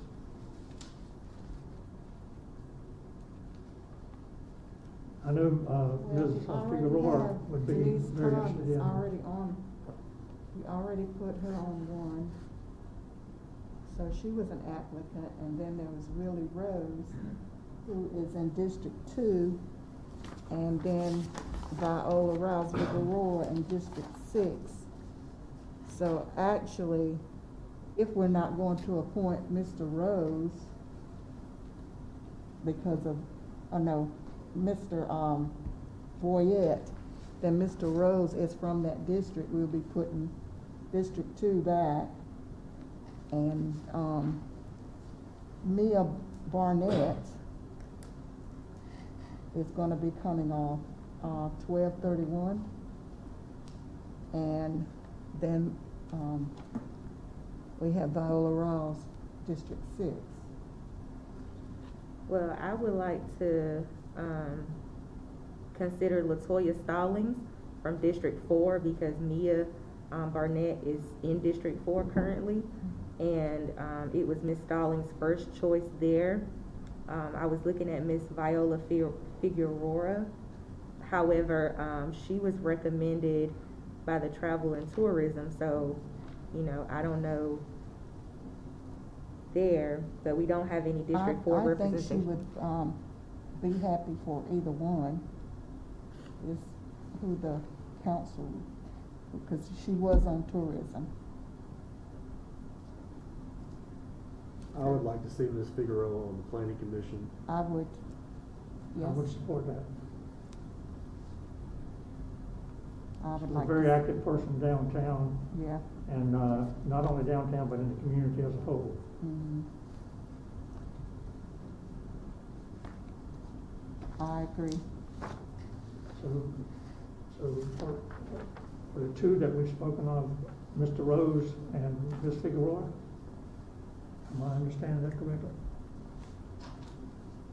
Yes. Yes. Yes. Yes.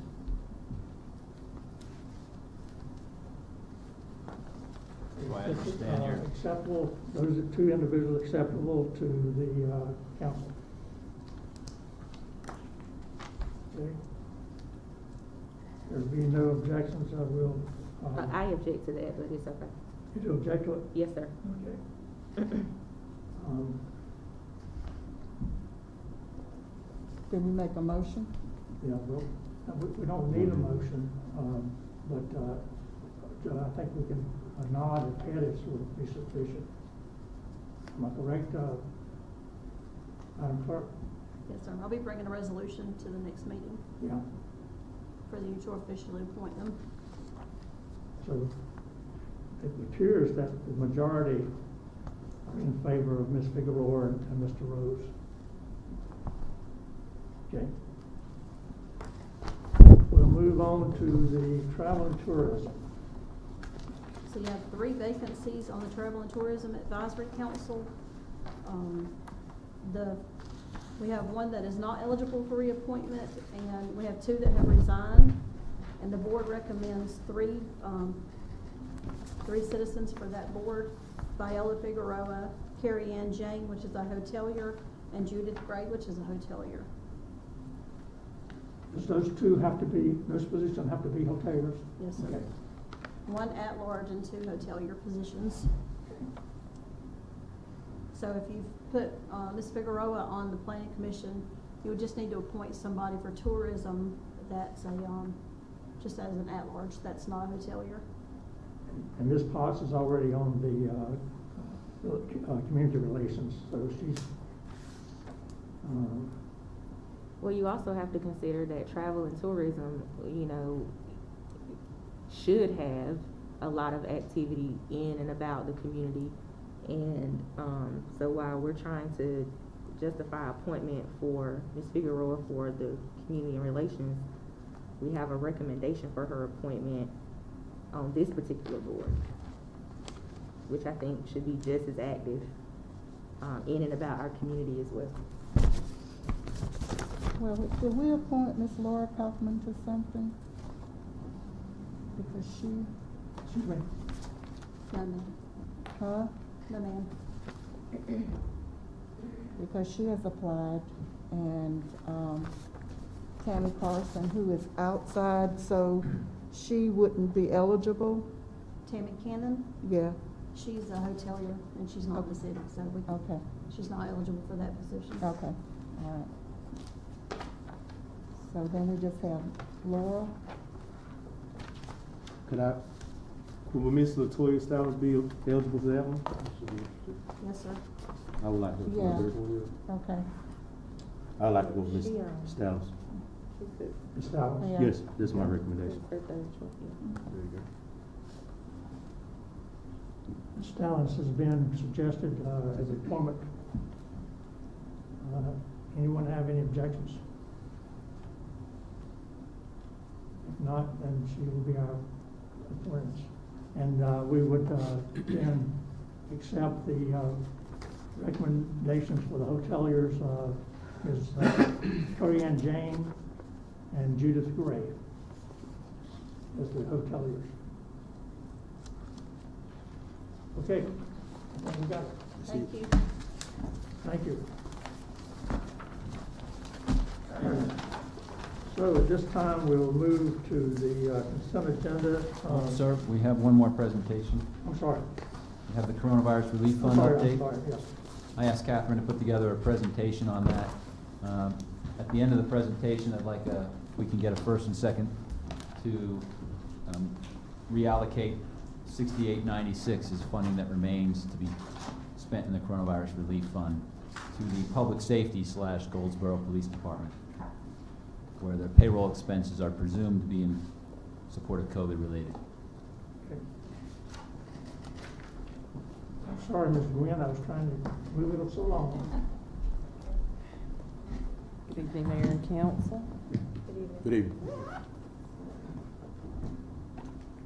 Okay. So this is intended to be kind of a high-level overview for the coronavirus CARES Act funding we received. So first, what you see on the screen are the categories of expenditures that we were presented that we were able to spend the monies on. Circled in blue, items 2 through 7 are items that the city spent money on. We did not spend any on category 1 for medical expenses. And I referenced the session law at the top, the 2020-80. And there is more detail in this presentation. I don't know if you have it with you, but it certainly will be made available to you electronically or in paper if needed. Okay. So in talking about the timeline for the CRF funding, what you see there are actions that council took, but what I don't have on this slide are the preludes to that. We received the draft memo of understanding from the county around June 29th of 2020. On July 30th of 2020, we actually received the funding notice from Wayne County telling us that they were going to allocate $966,000 to the city of Goldsboro. And then the city manager's office with the city manager and Octavius Murphy submitted the spending plan to the county on August the 28th of 2020 ahead of the September 1st deadline that the county had established, which I think was established through the state. So post that, what you see here is the council actually accepted the funding through resolution on September the 8th. And at that same meeting, they also approved that spending plan that we talked about that the manager's office submitted on August the 28th at the same September meeting. It did get amended. The NPOs got amended at the October 5th meeting. It wasn't a resolution. It was just a consensus. I did not put that on the slide, but that's just a little bit of history there for you. The council then approved the project budget ordinance, the R1105 that you hear me talk about, on September the 21st, which actually is where you gave the revenue and the appropriations, which allowed us to start the spending. And bearing in mind that the way that the state and the federal government made this, it was a retroactive grant. So it went back to March 1st. So we were able to look back, and this is very unusual for grants. We typically don't see that. And then flash forward, we did a project budget amendment on June 21st, 2021 that some of this council approved. And it was to clean up some of the line items where we had some shortfalls, and then we had some underspending, and we were trying to reallocate those resources. I did check with the county prior to make sure that we didn't have to amend a spending plan, and I was told we did not. We just had to amend the ordinance in order to allow the spending. So the total funding that was received by the city from Wayne County, and we would have been what you would call a subrecipient. Wayne County was a recipient of the federal funds.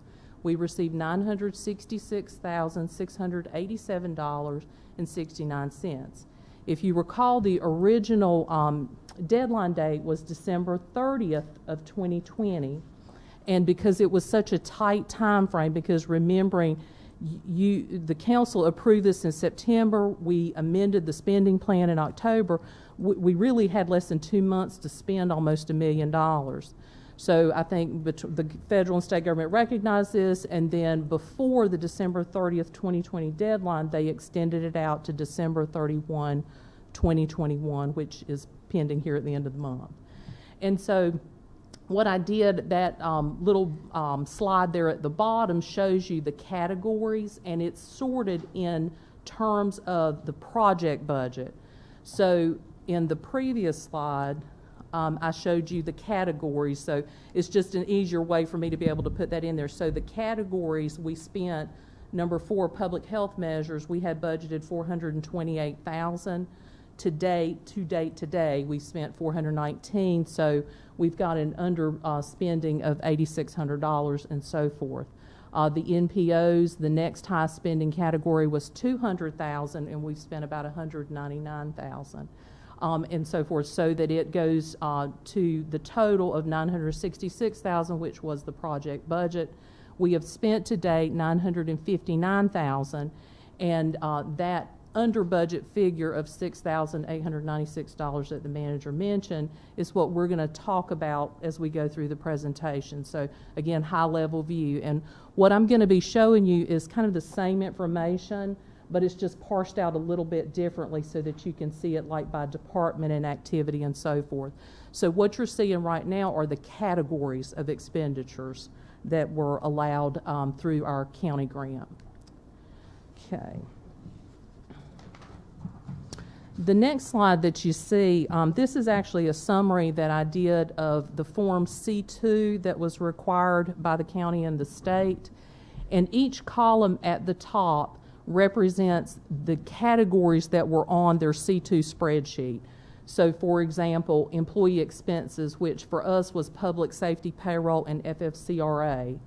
Other services like what we used it on was the broadband and the fiber optics. Goods and expenses like supplies and PPE and so forth. So what represents on the very far left column, you see month and year, that's the reporting month, and those are the actual expenditures that we spent in each category. So the columns give you the category, the rows give you the time frame. So for instance, on the first line from March to June of 2020, which was how we had to report it, we spent that first 4 months, $258,000. And then in the month of July, we spent $21,741 total. And then you'll see in the next to the last column, in the last column, there's the running total, and then there's the remaining balance. So you can see that $966 that we got as grant revenue, you see it start to reduce in that far right column to where we are, where I highlighted in yellow that we have $6,895 to spend. So just a different way to look at it for the council. Okay.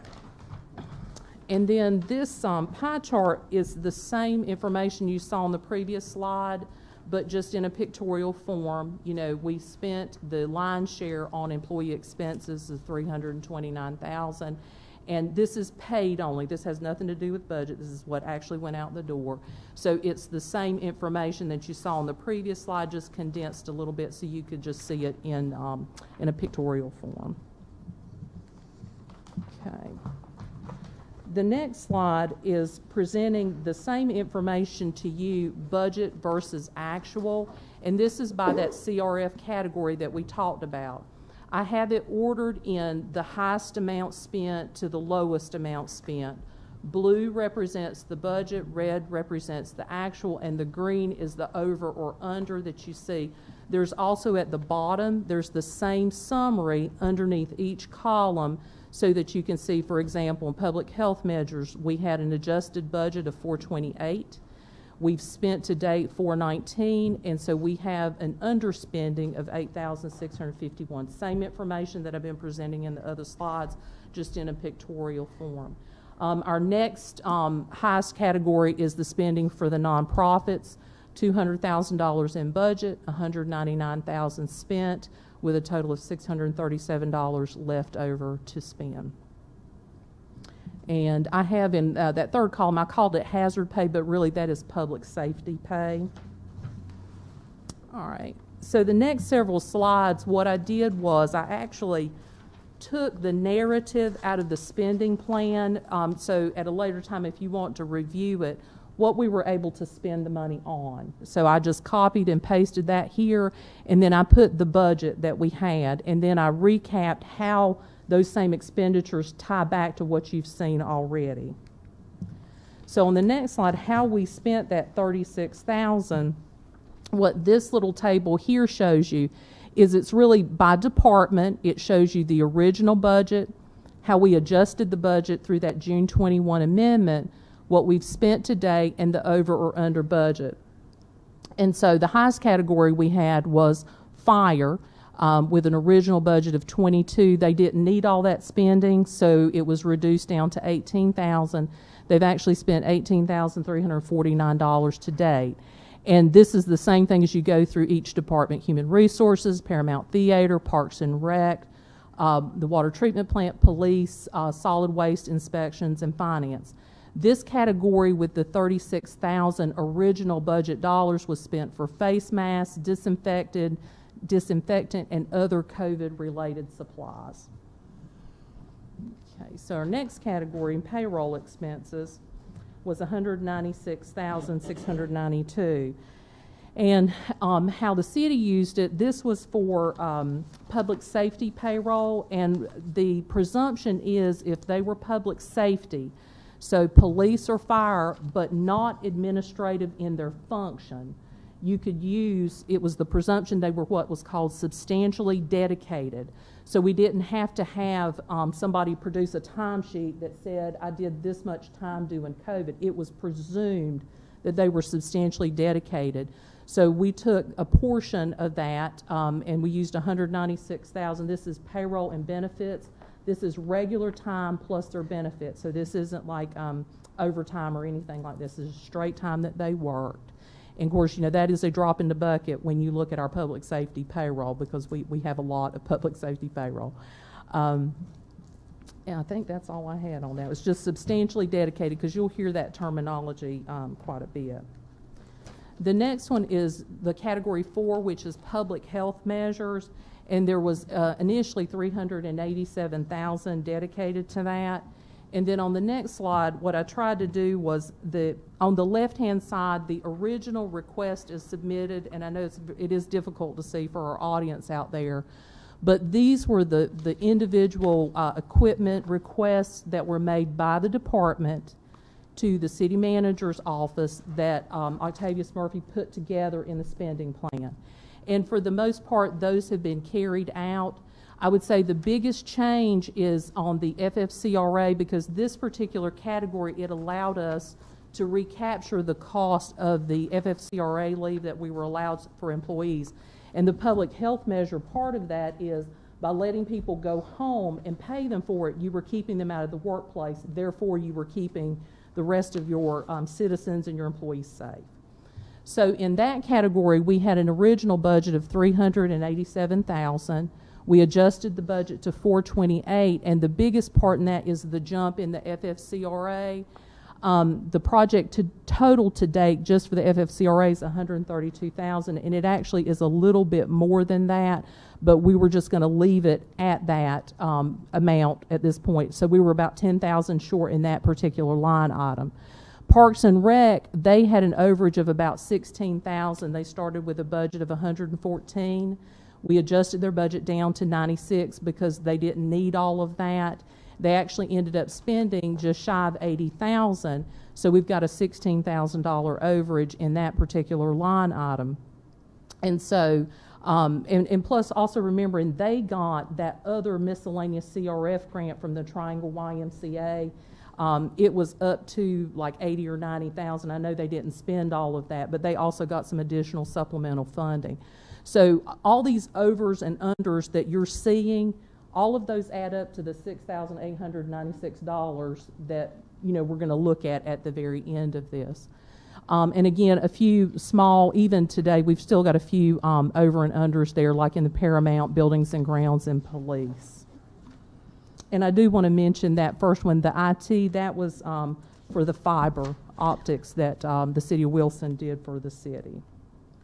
And we had also in that, I know the big expenditures besides the fiber optics, thermal cameras, the bottle filling stations at several of the city hall locations, Parks and Rec, and so forth.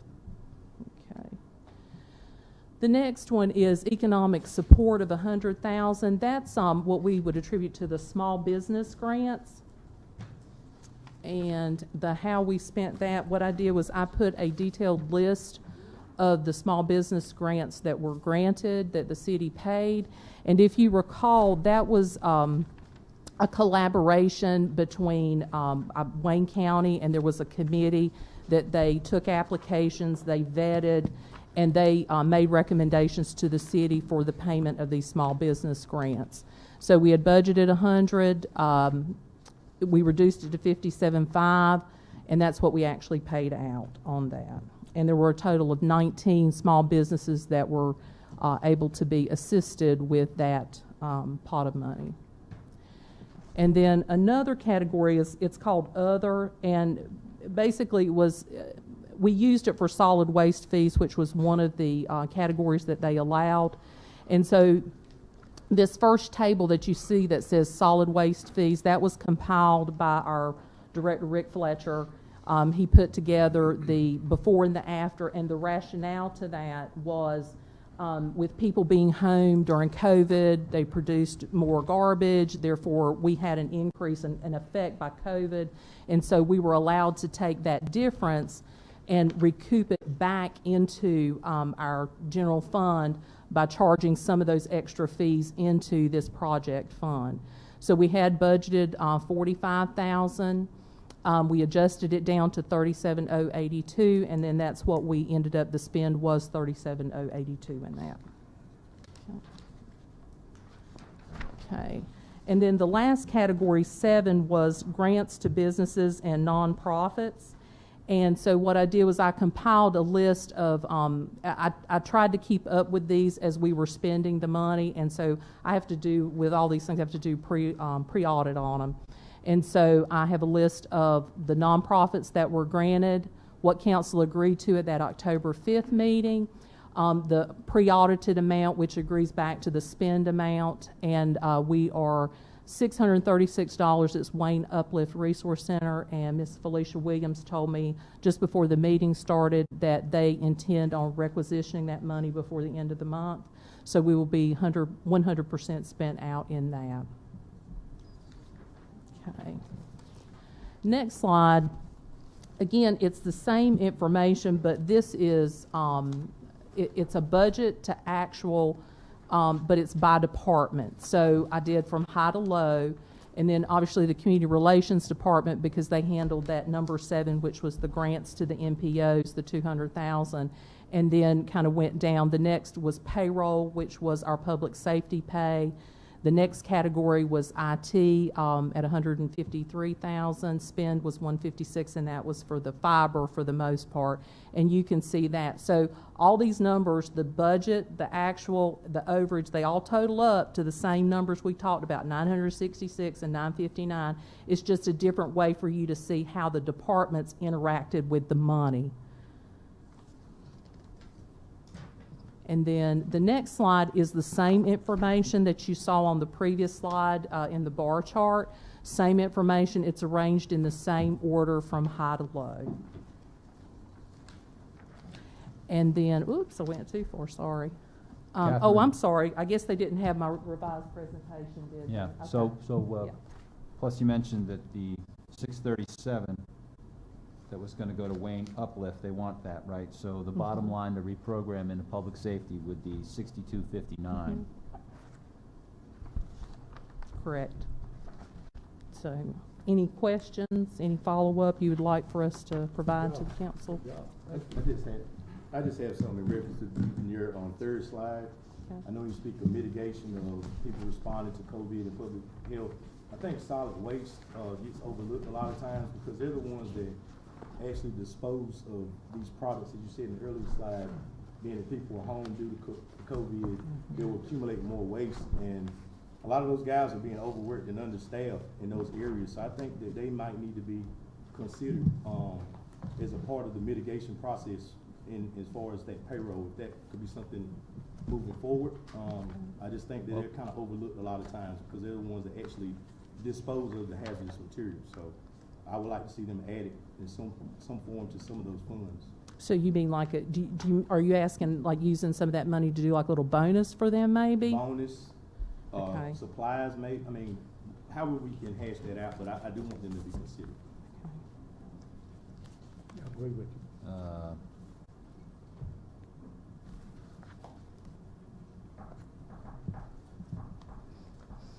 And that's certainly up to the council if you would like to provide. I mean, we can only do it if they're still here. Yes, ma'am. Okay, but we can So- look at something like that. I guess if you If can I give could us- clarify, so what went to the public safety, police, and fire was they did not get pay increases with that money. That money was just laid against those, so that if we had less revenue, we wouldn't have to lay people off. Gotcha. That money was there to ensure that we could still employ those Yes, sir.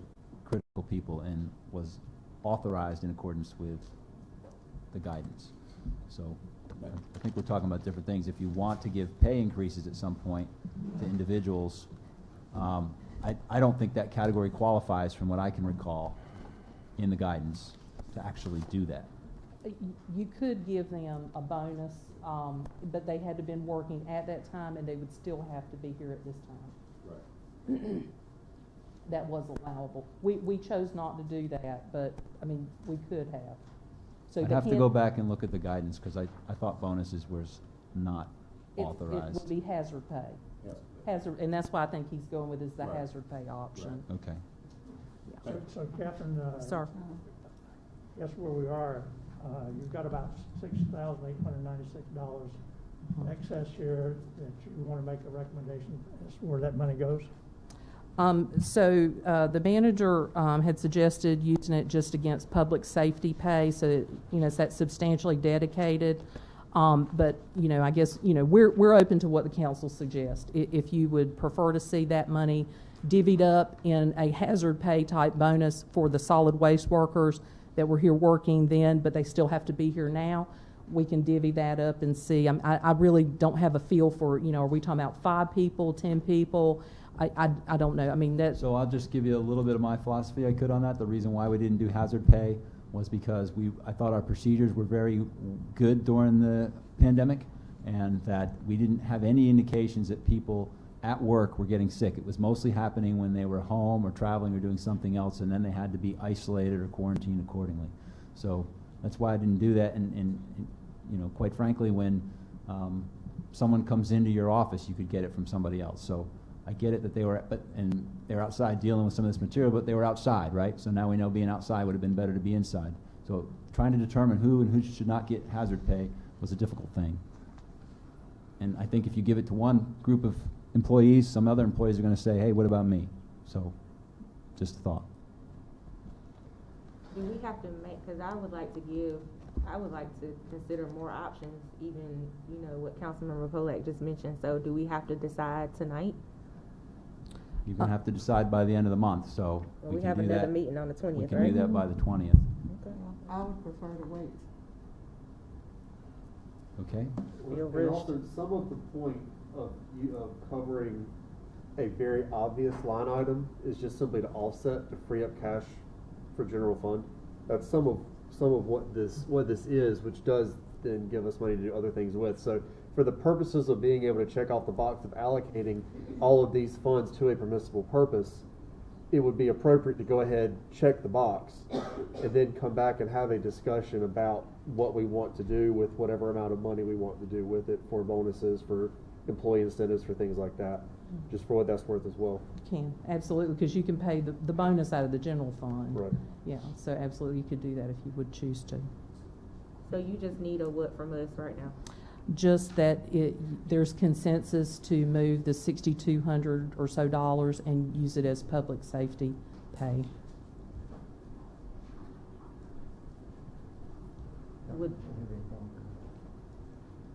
Would that address the hazard pay? You can come back at any time, and so what ends up happening, the mechanics of it, is we take those expenses out of the general fund and we apply them to this project fund. So now there's $6,800 less there in the general fund that the council can reallocate. You can give us direction to say we want you to explore options of doing $50, $100, whatever for these groups of people. We can work the numbers up, and then I would just come back with a budget amendment to actually make that happen. And we can do that anytime between now and, our last council meeting in June. Well, I will agree as long as we are able to come back and look at that hazard pay, explore. To go in public safety? Yes. Okay. Any council members oppose that or have another suggestion? Looks like. And this will close out all documentation necessary for our CARES Act funding for Yes, this sir. round. Yes, Okay. sir. Yes, sir. Then, Mr. Mayor, I make a motion that we go ahead and allocate the remaining funds to public safety payroll at this time. Second. I have a first and a second. Any further discussion? If not, all in favor, raise your hand. Thank you. $6,000 plus dollars to go into public safety. Thank you. Thank you. Thank you, At this Calvin. time, it's about 1 minute till 7. We'll dispense with the consent agenda. We'll carry that over into the regular session. So you take a 1 minute break in place.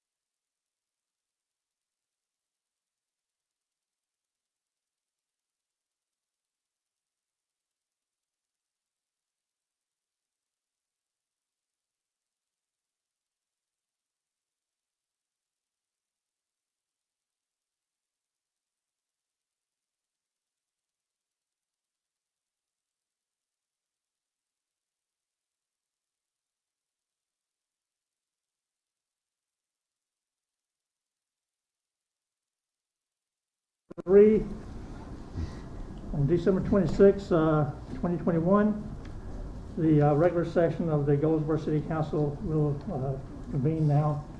And at this time, I'll call you back up, sir, and you can give us the invocation, give us your name and the church you're with, and then we'll follow that with the Pledge of Allegiance. Stand, please. My name is Rob White, and I'm with the church out of Fort Knox. All right, let us pray. Dear gracious and eternal Father, we come to you as humble as we know how, Father God, telling you thank you for this day, Father God. We thank you for clothing us in our right mind, Father God. We thank you for all the many blessings that you bestowed upon us today, Father God. We pray that you be in the midst, Father, as we discuss city business, Father God. We pray that everything be done decent and in order, Father God. This is our prayer in the name of the Father, the Son, and of the sweet Holy Spirit. In Jesus' holy name we pray. Amen. Amen. Thank you. Thank you, sir. Would you want me to pledge allegiance? I pledge Allegiance to the flag of the United States of America and to the republic for which it stands, one nation, under God, indivisible, with liberty and justice for all. Thank you again, sir. You're welcome. Thank you. Okay, Madam Clerk, if you'll call the roll. Mayor Ham. Here. Mayor Pro Tem Polak. Present. Councilmember Jones. Here. Councilmember Broadway. Here. Councilmember Matthews. Present. Councilmember Gaylor. Present. Okay, we're all present with exception of Councilman Aycock, who's out sick tonight. Next item on the agenda is approval of the minutes of regular session and the work session of November 15, 2021. Is there a motion to approve the minutes? Motion to approve the minutes. So moved. The second, is there any discussion? If not, all in favor of approving the minutes, raise your hand, please. The minutes of November 15 regular and work session is approved. At this particular time, we'll go into presentations. And we have a gentleman who is going to talk to us about redistricting. Or a lady. Or both. I have a few gentlemen with me. Good evening. Good evening. My name is Caroline Mackey. I'm a lawyer with Pointer Spruill, a law firm out of Raleigh. My colleague Tara Bright cannot be with us tonight, but she's part of our team. And then in the back of the room, we have Marshall Hurley, who is also an attorney, and Bill Gilkison, who will be the demographer working with the city as we embark on this process together. If we could go to the next slide, please. Yeah, a clicker. Should have a clicker. Is that me? Oh, Yes, ma'am. Before you get underway, just as a reminder to the public, we have a redistricting coming up, and we did appropriate money for the hiring of a consultant to help us with that. So that's why this presentation. Thank you. Thank you. That's correct. Back in, I believe it was September, the city council voted to hire our group, which is loosely called Local Redistricting Service. And what we are just a group of lawyers and demographers from across the state who have been working with local governments, cities, counties, and school boards to help them navigate the redistricting process. Every 10 years we have a U.S. Census, and that tells us who lives where. And for local governments that use electoral districts, you have an obligation to revise your district boundaries in accordance with that census. So the Local Redistricting Service we're a nonpartisan group. We are not going to look at any election data, so we're not going to look at who won what races. We're not going to look at where the Republicans live, where the Democrats live, and you all have committed to that in hiring us. So we're a nonpartisan group. We're also committed to open and public meetings. So that means that conversations that we're going to have about redistricting are going to be in public meetings like this. You're going to give us instructions, and then we'll bring back maps that hopefully meet your instructions, and if they don't, you'll tell us, and then we'll make revisions. You all have the benefit of time. We're not on a quick timeline like we have been with other clients that we've worked with, so we can have we can have as many meetings as you want, and we'll talk about that. But we're going to have these discussions in open. We're not going to have closed door meetings where you come one by one and meet with a demographer and say, okay, I want you to draw my district this way, and but the last person just told me they wanted it drawn this way. We're going to have those conversations in public, and that's what you all have committed to in hiring us. So let me stop before you go any further. So you're not using election data. What data are you using from the census? Just population. Okay. So race is not anything? No, we will look at racial data and demographic data. So we'll look at the people, but we're not going to go to the State Board of Elections website and look at who won in what district and. But voter output in certain areas will be looked at as well. Not specifically what party they voted for, but voter outcome will play a part in it, correct? Not for balancing the districts. Okay. If you know of voter output being a concern for racial data, that this district was drawn as a minority district, but that's a fact.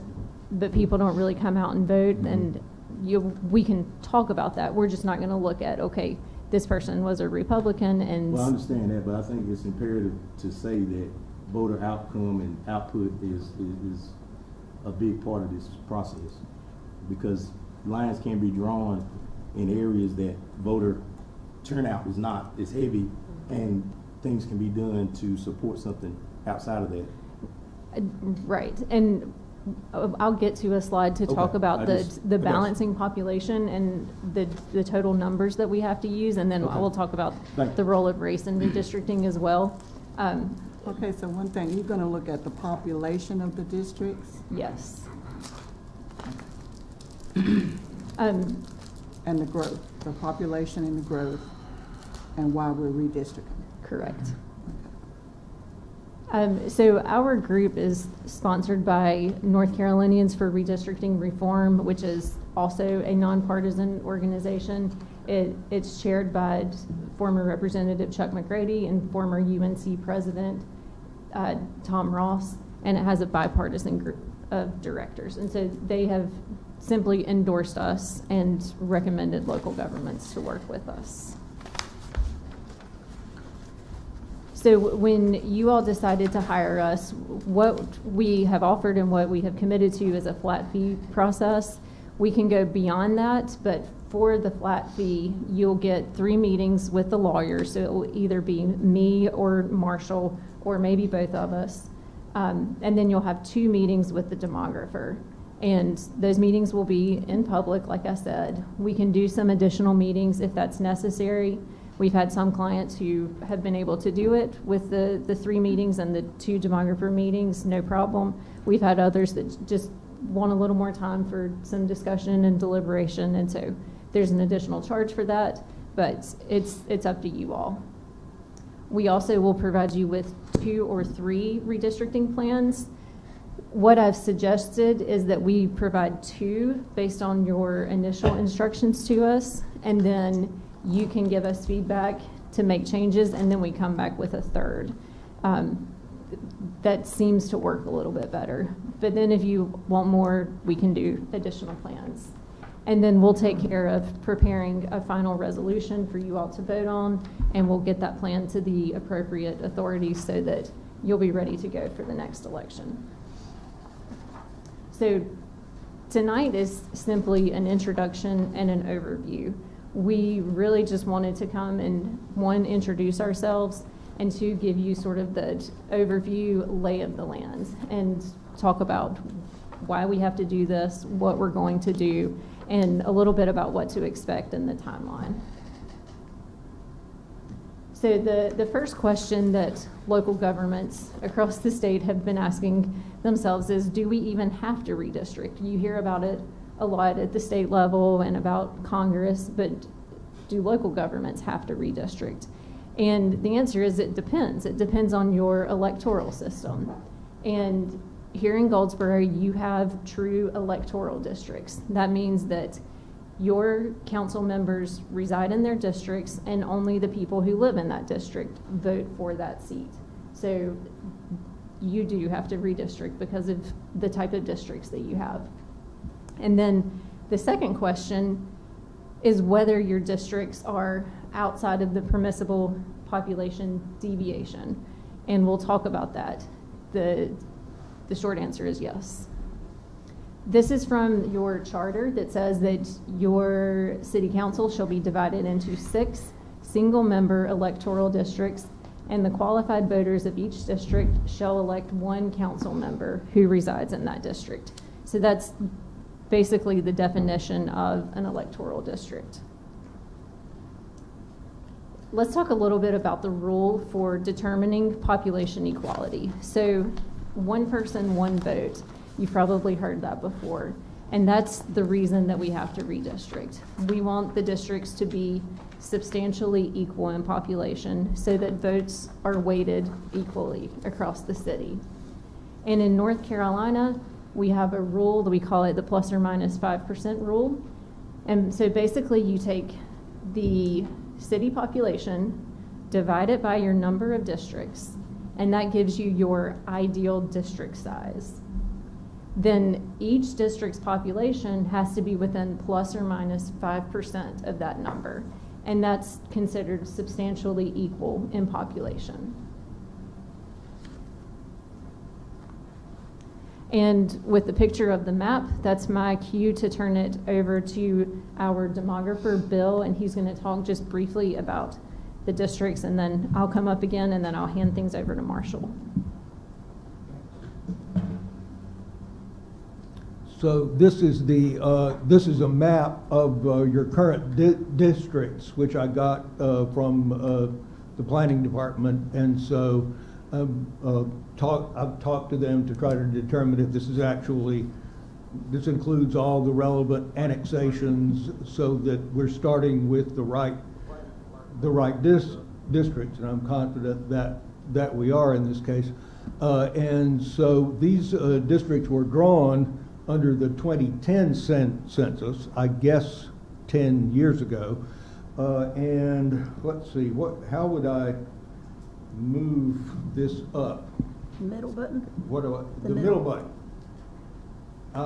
So under the 2010 census, these districts were all within the 5% range of deviation that Caroline was talking about, but then these are the numbers of the current districts in the official 2020 census. So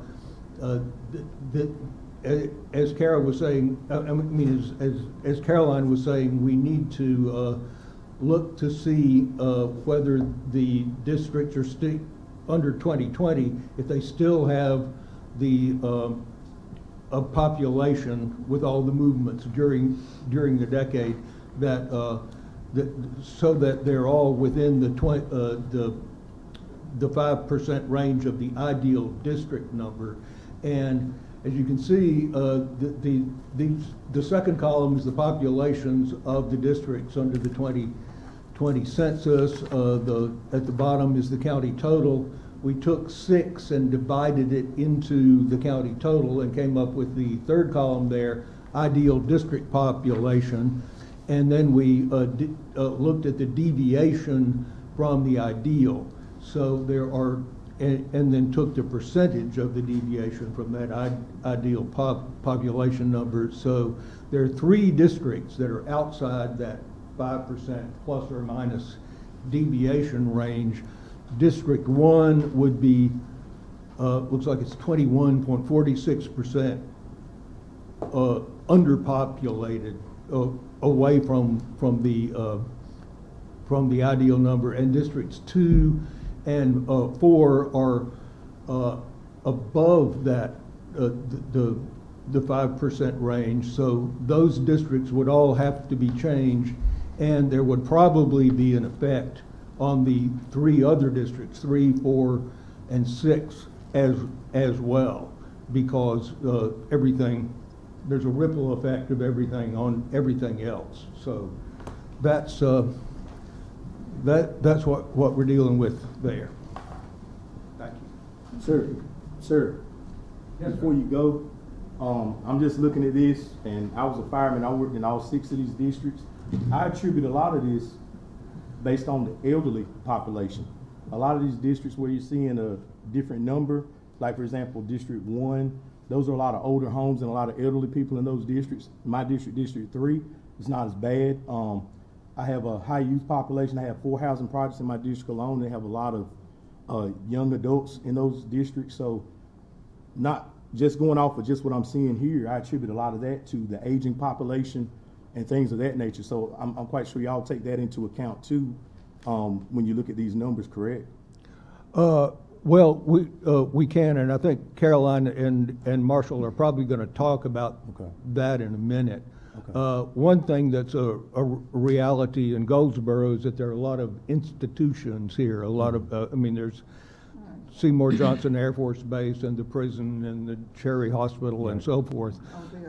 And youth correction. Right. So, okay, thank you. Thank you.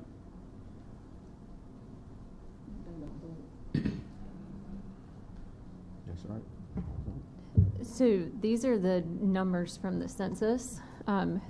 As you might remember, the 2020 census was conducted under very unusual circumstances. We were in the middle of a pandemic.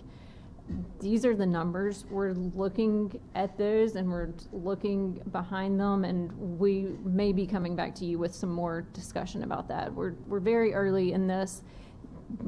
We really want tonight to just be an initial introduction and an overview, and we don't want to go too far talking in the weeds on the numbers before we really are versed in it and ready to give you accurate information and advice about that. But this is the information that we'll use that will basically be the building block for redistricting is the census data. And that's what triggers the obligation to redistrict every 10 years. So let's talk a little bit about the process and the legal guidelines for it. Who's responsible for this? The statute says that it's up to the council to revise its district boundaries. So you're going to be doing that in consultation with us and with city staff. 160A-23 is the statute.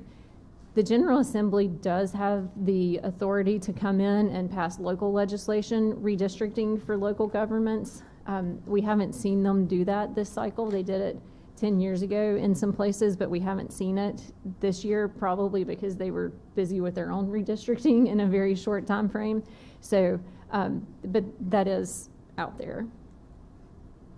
And then here's just a little bit more about the statute and the obligation to redistrict.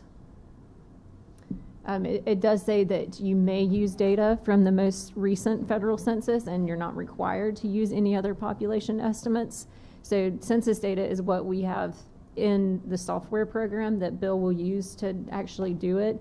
But if we find that there are things that you know are not right and we should take that into account in balancing population, we can talk about that.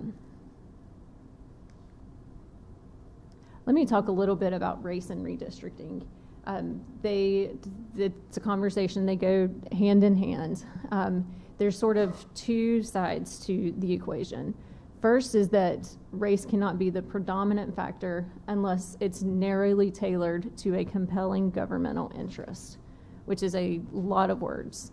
And we could spend days talking about this. There's a lot of case law, a lot of North Carolina case law, and U.S. Supreme Court cases on this. But what does it mean for race to predominate in redistricting? It means that looking at the race of the voters better explains where the lines are drawn than anything else. So was race the overarching factor in deciding where the lines should be? What is a compelling governmental interest? Section 2 of the Voting Rights Act. So race can predominate if it is for a compelling governmental interest, like Section 2 of the Voting Rights Act has been basically assumed is a compelling governmental interest. The courts have never actually, the Supreme Court has never said it, but it's always just assumed that the Voting Rights Act is a compelling interest. So what does that mean? The Voting Rights Act was enacted to protect minority citizens from voting patterns that dilute their vote. And so there are three things that we would look at. Is there a minority group that is large enough and geographically compact enough to form a majority in a district? Does that group vote cohesively? So that goes to your point about, are you going to look at election information? And then third, does the majority vote sufficiently as a block so that it usually defeats the minority preferred candidate? So for a lot of places, this analysis is what precipitated the move to electoral districts. In a lot of places, there were at-large systems where everybody ran citywide or countywide, and black voters were not able to elect their candidates, even though they voted cohesively. So a lot of jurisdictions moved to districting plans either as a result of lawsuits or threats of lawsuits or on their own because they saw what was happening. And that's why race is a part of this. So on the one hand, race can't predominate unnecessarily, but on the other, we're going to be conscious of it, and we're probably going to be talking about it, and we're going to give you demographic information for the districts that we draw, and you'll be able to see, okay, this district was X percent African American 10 years ago, and now it's X percent African American, and this one was X percent white, and now it's this percent white. So we're going to give you and the public all of that information. And now we want to talk about the criteria or the guiding principles that will be your instructions to us, and I'm going to turn things over to Marshall. That's the magic button. That's the middle one. Thank you. Hello, sir. Good evening, Mr. Mayor and council members. Thank you for having us tonight, and we hope this is going to be a helpful session. I'd like to talk to you to build on what Caroline and Bill have provided tonight, to talk about the principles, sometimes called the criteria for redistricting. Some of these criteria are policy-based, reflecting your choices. Some of them, and the first one is not an option to have equal population. And you've heard about that tonight. You've all heard the phrase, one person, one vote, and that's really at the heart of this entire process, to make the districts equal, to make the votes of every voter as equal as possible in terms of individual and group voting strength.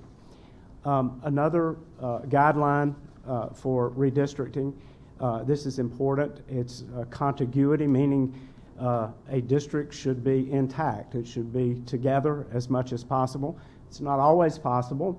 It's preferred, and in many municipalities, particularly larger ones, and Goldsboro would be an example, where you have satellite annexation, and ordinarily, I don't have the map up, but you probably know better than I do where some of the satellite areas are included in the district closest to the satellite annexation area. Next is a use of administrative boundaries, and most frequently you think of precincts as being an administrative boundary, and they can be used as blocks to be fitted together to create districts. Next is the recognition of communities of interest, keeping certain neighborhoods together that may have a tradition or a lot in common, one neighborhood beside another. You may have historical areas, cultural areas, economic communities. Many cities choose to have their central downtown business district in one district. That's a policy decision that this council can make. Another frequent criteria that may be used is to use major roadways, waterways. You have a major river here. Other geographic features that form natural or traditional boundaries that characterize your city, your communities within your city. And I have the power here, I think. Yes. Another decision that you can make, another instruction that you can give to us as your consultants in how to proceed with redistricting is to preserve existing districts to the extent possible. And let me just say parenthetically, because you have significant imbalance in some districts, it's probably the case, it's almost a mathematical certainty that every district is going to have to change to some extent. The big ones have to get smaller and the small ones have to get bigger to get to that magic number or within that range that we've talked about. Another ideal, another goal is to have compact districts to the extent possible. And we've all in North Carolina seen some fairly non-compact districts that have been controversial. It's a goal to keep districts compact so that you can represent your constituents better within a compact area, and constituents have a better idea of who represents them. So that's another goal. You have the option of instructing us to avoid putting incumbents, you guys and gals, in the new districts. And we have the ability in almost all cases to create new districting options where no two current members would be facing each other in a potential re-election situation. That is a valid criteria for redistricting. Now, the next one is a little bit different. It's and this is particularly valuable in learning about Goldsboro with working with your staff. If there's an area of your city that's growing faster, where you've got residential development, you know that in the next 10 years, by all indications, you're going to have population growth, then that's an area where you could choose to have a number in that district that's not, you can't go out of the plus or minus 5%, but you could go to the lower range and anticipate that it would increase in population over time. You've heard that we do not, and I think we have an understanding on this, we do not provide you with districts where we give you political projections or whether it's red or blue. That's not what we do. We base it on your population, not voters, not adults, but the population of Goldsboro, North Carolina. And I'm going to just pause for a minute, and because the criteria are important for you to discuss and decide and to communicate with us, you'll have a chance to ask us about criteria, and our next meeting, that's one of the things that we will be talking with you, and you'll be giving us specific instructions about that. What we'll do, and I think everybody's kind of getting a sense of our process now. You know that we have taken a preliminary look at how the new census figures fit into the existing districts, which reveal the need to redistrict and where those disparities are. We're going to present you with alternatives, optional maps, different maps that will provide you with options to make choices or to give us further instructions. Our suggestion is that we start out with 2 maps, giving you a chance to send us back to the drawing board, so to speak, with a third. We do schedule within our meeting schedule with you. We will have a public hearing to allow for public input, public comment, and if someone wants to suggest a particular map or a particular way to ask you to go forward with your criteria or a particular map, that is certainly part of this process that we might anticipate. You'll review those in those options in open session that I've talked to you about. There'll be a formal adoption of one of the plans, and at that point, it's sort of a lawyer's job to get the paperwork together, and the demographer gets all the complicated computerized information to the right people within your GIS within the County Board of Elections to move forward. So that's really gives you a good roadmap, or I hope it gives you a good roadmap on where we're hoping we can all end up in a couple of months. Which brings me to the timeline. I'm sure everybody knows better than I. Your next election is not next year, but the next. We've just come off a cycle where we've been helping municipalities and counties who had elections scheduled for last fall that have been delayed. So we had a real accelerated process. You don't have an accelerated process, but we would like to work with you and your staff to come up with a schedule of future meetings and hearings for consideration within the next couple of months, which would, and I'm being deliberately vague on that because that is up to you, but within the next 2 to 3 months, we would suggest to have new districts in place this year for next year's filing, which is, as everyone knows, July of 2023. And if I misspoke saying next year, I was intending to refer to 2023. And this will give the local board of elections all the ample time that it needs to do the necessary work, and very importantly, all the time that your voters need to understand where changes are taking place. And I think that means ask questions, if you have any. Well, we have some questions and there is other questions. So, what do you anticipate is the next meeting that you'll see us? Is it in January? I know you talked about a couple months away. But Yes, sir. Do you have on your schedule a window or whatever? You want to talk to our manager? Would you like to make it a retreat item maybe, or separate? That's what I was thinking about, the retreat. So late February, sir, we'll work with you.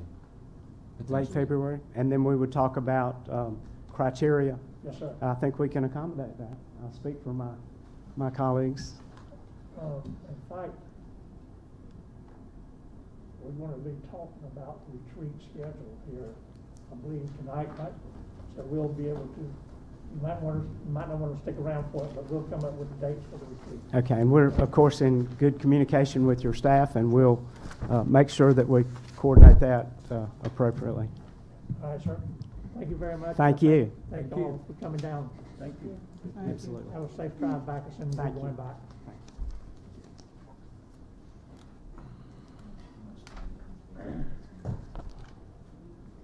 Okay.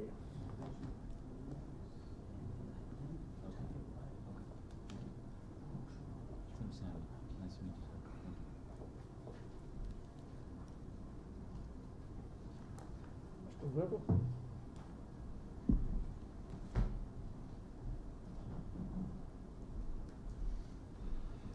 Good evening. Good evening. How y'all doing tonight?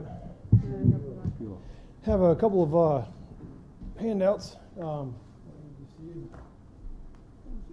Those of you who don't know but should know, Matt is the executive director of our Habitat for Humanity, and he's going to give us an update. That's right. Matt Whittle, executive director of Habitat for Humanity of Goldsboro, Wayne. Wanted to just come by today. We had our annual meeting, our annual breakfast back in beginning of November, and after that, some of the commissioners asked if I could come speak and give an update at the commissioners meeting, and figured there would be as good a time as any to come and give an update to the council as well. So I do have a couple of slides of what I want to share. Do this here. All right. First of all, I want to start off and remind everybody, as I typically do when we speak, about what our vision is. And our vision is a community in which everyone has a decent place to live. And to that end, our mission then is to work with our neighbors throughout Wayne County to share God's love by building homes, communities, and hope through affordable housing. So that is our focus, of course. In case anybody's not aware, Habitat for Humanity's focus is affordable housing, affordable home ownership to be more specific, here in the community. So what do? Again, as a reminder, we build new homes. That is the primary thing that we do in the community, is we are new home builders. We call that our Building Foundations program because we believe the new home ownership, that affordable home ownership, is a foundational piece for a family's success. So we call that our Building Foundations program. But we also know that there are many families in the community. It's been spoken about a couple of times tonight and other times, that there are many communities or many families in the community that already own their home, but those homes have fallen into disrepair. And so we work with those families. We seek to work with those low to moderate income families through our Brush with Kindness program to focus on simple, modest home repairs to help them maintain their homes, help them remain in their homes in an affordable fashion. Doing that, of course, is the Habitat Restore. That is our downtown thrift store. Many of you know that's the way most people in Wayne County interact with us, but our thrift store downtown, so we are proud of that, and that is a good outreach to the community as well. We provide all our families with financial counseling resources. We have a home ownership learning lab, and through all this, we seek to teach our homeowners how to be successful. We seek to give them the tools for success to make sure that not only can they budget for their new homes, that they can take care of their new homes, teaching them practical skills as well as those financial management skills, and partnering with agencies like Bank on Wayne. And of course, that homeowner support continues while they are through the program. Once they buy the home from us, we work with them for the next 30 years, the life of their mortgage. They're always our homeowners, they're always part of the Habitat family, and so we provide that support for the lifetime that they are in that home. Wanted to share our impact in fiscal year 2021. Of course, our fiscal year runs from July 1 to June 30th. Last fiscal year, we built 3 new homes, repaired 11 existing homes. Currently, we have 5 homes under construction, so that number 3 could have been 5 if we hadn't had a few delays. We had a few homes carry over to the fiscal year. Those are the ones we dedicated earlier this fall on Georgia Avenue, and I'll speak about those in just a moment. We have over 1,800 volunteers come and work with us, spending over 11,000 hours with us. So that is a significant impact to the community. Those are children, those are students who are getting those community service hours for college, for high school, for graduation. Those are churches that are doing outreach missions, preparing to go perhaps overseas or somewhere else. But you also have in that number some volunteers that are doing community service. That is something that we're very proud of, that we partner with our community service, those folks who need to do those hours for whatever reason. We are happy to work with them and work with the parole probation, those offices, and give folks the opportunity to come and contribute. And some of our best volunteers have come through that program, and they've remained volunteers throughout their time. Donations, you can see, we had nearly $340,000 in donations, grants and donations, local contributions coming to us. Of that, $220,000 were restricted. We had several big builds we did this year. One was our faith build up in Pikeville. That was an exciting project that we had. We also, some of those restricted dollars also are for Mount Olive, because again, we do build all throughout Wayne County.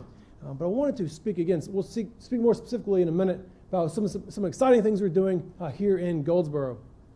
One number I really wanted to point out, we talk a lot, and if you've ever come to our annual breakfasts, if you've ever been to a home dedication, you hear the personal side, and we're going to hear one of those in just a moment if everything works correctly.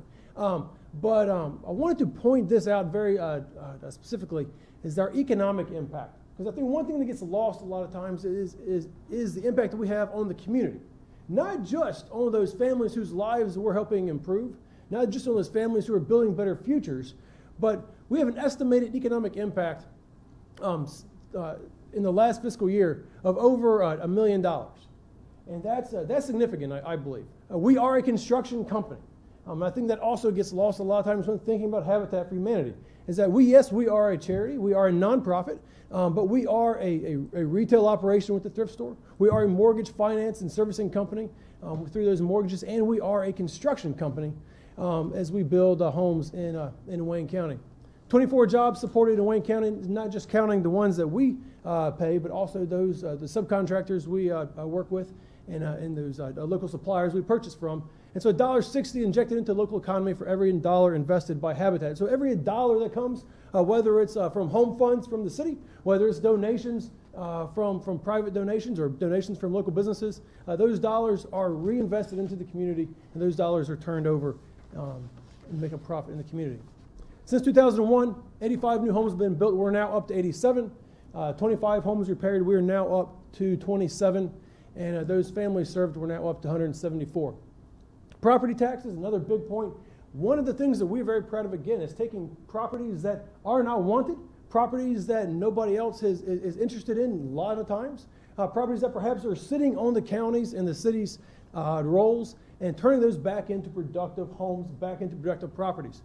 We have, our homeowners have paid in more than $1 million in property taxes in Wayne County since 2001.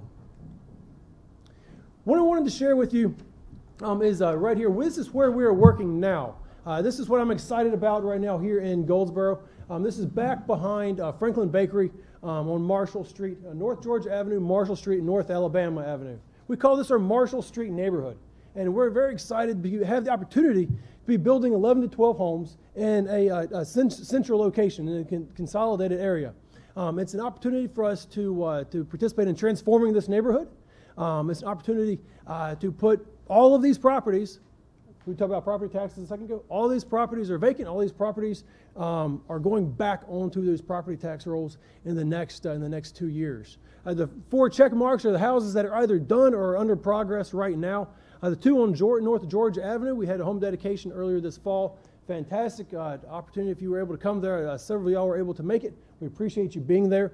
That was a wonderful day and a wonderful celebration. The 2 on the corner we're working on right now, we just put the trusses this weekend up on 600 Marshall Street rather, and we're excited about seeing those 2 houses finished up. Certainly one of them by end of the fiscal year, hopefully both of them by end of the fiscal year. And then next year, for our fiscal 22-23, we'll be moving over to those lots over there on Alabama and building up those 5 houses there. And we have homeowners in progress right now, homeowners that have just started their sweat equity, those hours that they do and volunteer before they buy their home.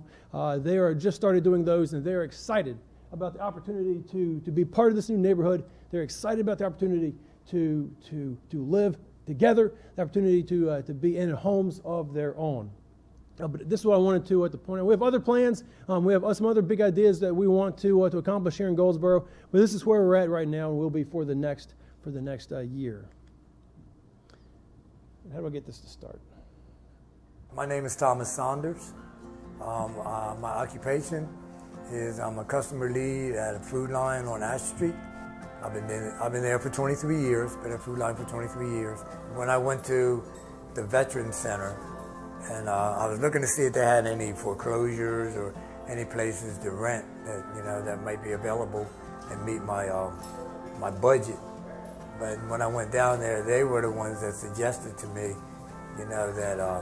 or told me that Habitat was partnering with veterans. So, they just told me to give it a try, and I just went on and gave it a try. I never had an idea about a home, what to do with a home, so I really didn't know how to lay it out or plan it or anything like that. But, just the ideas that I came up with a pretty good house. Nice size, just the size that I need. It's just me and my fiance. So I don't need a house no larger than this. And I'm just thankful and grateful that, I love these floors. I just love it. It's just great. It's just great. Mr. Thomas Saunders, he's our newest homeowner. Closed on his home in the very beginning of November. And like I said, if you know him, you've seen him at Food Lion. They're on Ash Street. Fantastic gentleman. Very excited about his home. We've shared that video a couple times, in particular at one of our Thanksgiving services that we spoke at this year. And we used that idea, that last sentence he spoke, where he says, I love my floors. And that resonated with us, that has resonated with others. The impact of Habitat ranges from that $1 million invested into the economy, that $1 million plus paid into property taxes, opportunities for children to have homes of their own, have rooms of their own to do their homework. We like to say you can't do homework without a home. Opportunities for families to have healthier futures, all the way to something as simple as a new home and a place where you're going to love those floors and thankful for what you have. So I wanted to share with you all kind of where we're at, what we're doing. I'm happy to answer any questions.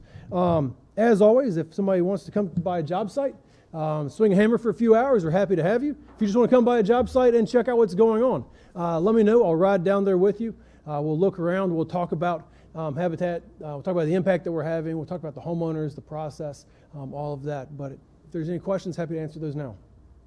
I'd like to say that there's no lack of enthusiasm on the part of the Executive Director of Habitat. Thank you, Mayor. Very passionate about this program. I also like to say that I once held his job back in the beginning of this organization 20 years ago when the first house was built. And I have a great admiration for the program, Matt, and all of you all do. Ladies and gentlemen, you have any questions for Matt? Thank you, Matt. Thank you. Absolutely, thank you. And to point out, those 2 lots on Georgia, those were lots that the city and county did deed to us that had been in foreclosure. So again, there's an example of the partnership that we appreciate, and we look forward to continuing. Right, thank you. Thank you, Matt. Thank you. Okay, next on the list of, on the agenda is a proclamation that I'm going to turn it over to Councilwoman Jones, and you're going to talk about the Continentals. Yes, if I could have my Continental sisters come up. It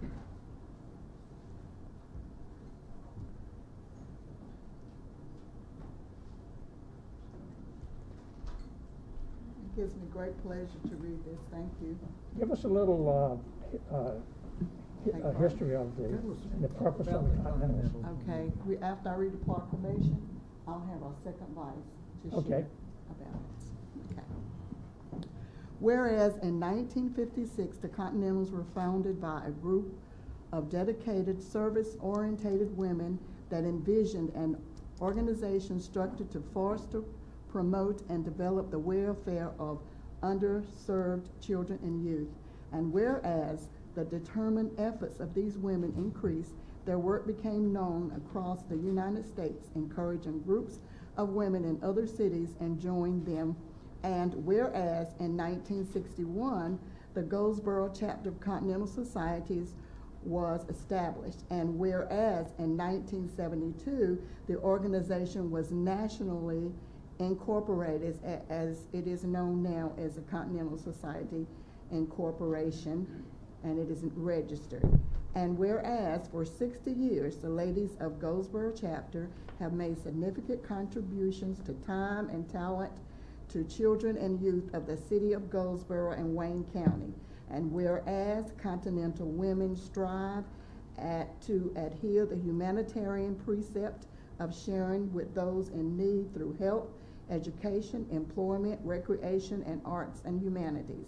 Now, therefore, I, David Ham, Mayor of the City of Goldsboro, North Carolina, do hereby proclaim December 11th of 2020 as Goldsboro Chapter of the Continental Society Incorporation Day in Goldsboro, North Carolina, and commended this observation and observance to our citizens. In witness thereof, I have hereby set my hand and affixed the seal of the City of Goldsboro, North Carolina, this 6th day, December 2021. And as a chapter president, I would like to yield a brief conversation regarding the Continentals to my second vice president, Ms. Continental Kametha Johnson. Thank you, Continental Jones. Mayor Ham, City Council women and men, citizens, officials, and my beloved Continental sisters, I greet you in the spirit of service and gratitude. It is a golden opportunity for me to speak. However, the President has covered a lot of the information that I was going to share. As indicated, the organization was founded in 1956 by a dynamic group of women who wanted to serve children with special needs and who were underserved. That being said, in 1961, the Goldsboro chapter, under the leadership of the late Gertrude A. Cox, convened and sponsored the Goldsboro chapter 60 years ago this year. It was a group of dynamic women. Some of you probably heard some of the names of some of the chartering members. like the late Geneva Hamilton, the late Willette Starks, the late Ruby Whitted, and others. We are blessed, however, to have one of our charter members still with us, Minnie Greenfield Carney, who at the age of 102 is just as bright as she can be and continues to energize and continues to encourage us to do a great job. President mentioned our 5-point programmatic thrust. It is health, education, employment, recreation, and the arts and humanities. And locally, we have served thousands of children the past 60 years and have awarded hundreds of scholarships. So we're grateful for that. One thing that we're really proud of is the fact that we have been named Civic Organization of the Year on many occasions by the Omega Psi Phi Fraternity, by the Goldsboro Digital Alumni Chapter, also the Wayne County Schools Partners in Education. We received that award 4 times. And with the City of Goldsboro, we have received from the Human Relations Department the Organization of the Year on 7 occasions. Oh. So we're really proud of our accomplishments, and we thank you for the opportunity to be here. We've had a very positive relationship with former mayors. This is my anniversary as well, 45 years. And the late Plunk, Mayor Plunk, had a good relationship with him. Also my homeboy Al King, and of course the late Chuck Allen, who supported us and encouraged us often and was a great financial supporter as well.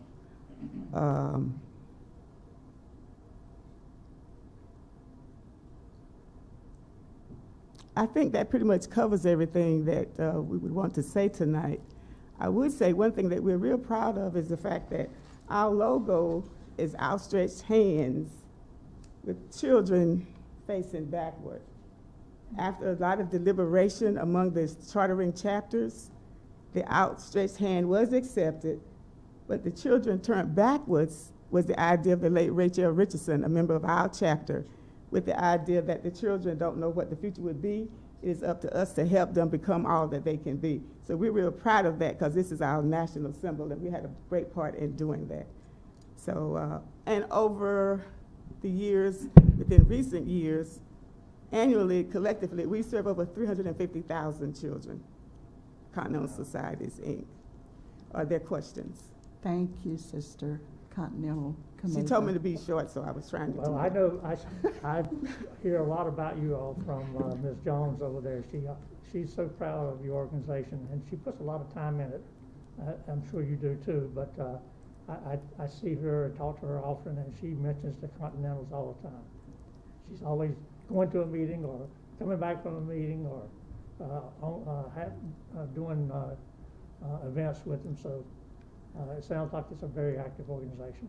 It is. One other thing I do want to mention, the Empty Stocking Fund, one of the oldest charities, we partnered and accepted the invitation to partner with them in 1968 and have consistently been a part of that program, the Empty Stocking Fund.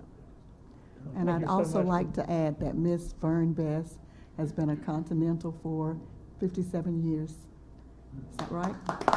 Took it out of my mouth. Continental Cheryl McCullough Davis and Continental Viola Figueroa are with us tonight. Okay. We thank you for this opportunity. We solicit your prayers as we continue to love, lift, and serve the children in this community, Wayne County, and other areas. Thank you. Thank you. I just want to say one thing. It's been an honor and privilege to have known you since I was a young man, and I appreciate your consistency and dedication to all of what you do. It's great to see all of you. Thank you so much. Good thing you didn't say how many years you know. No, I just go Councilwoman Brandy was a Continental contestant years ago. So we've got a lot of great people working for this community. We appreciate you. Well, turn around and have a nice photograph made there.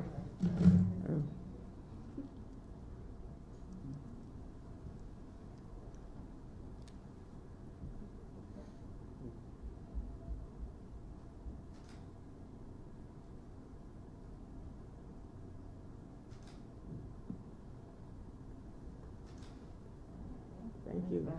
Thank you. Thank you, ladies. Thank you. Thank you. Ma'am, you dropped something on the floor there, a bracelet.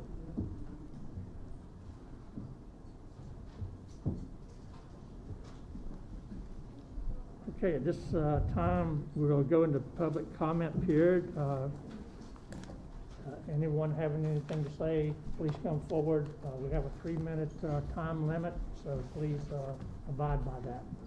Time is posted on this wall there. State your name, sir. Yes.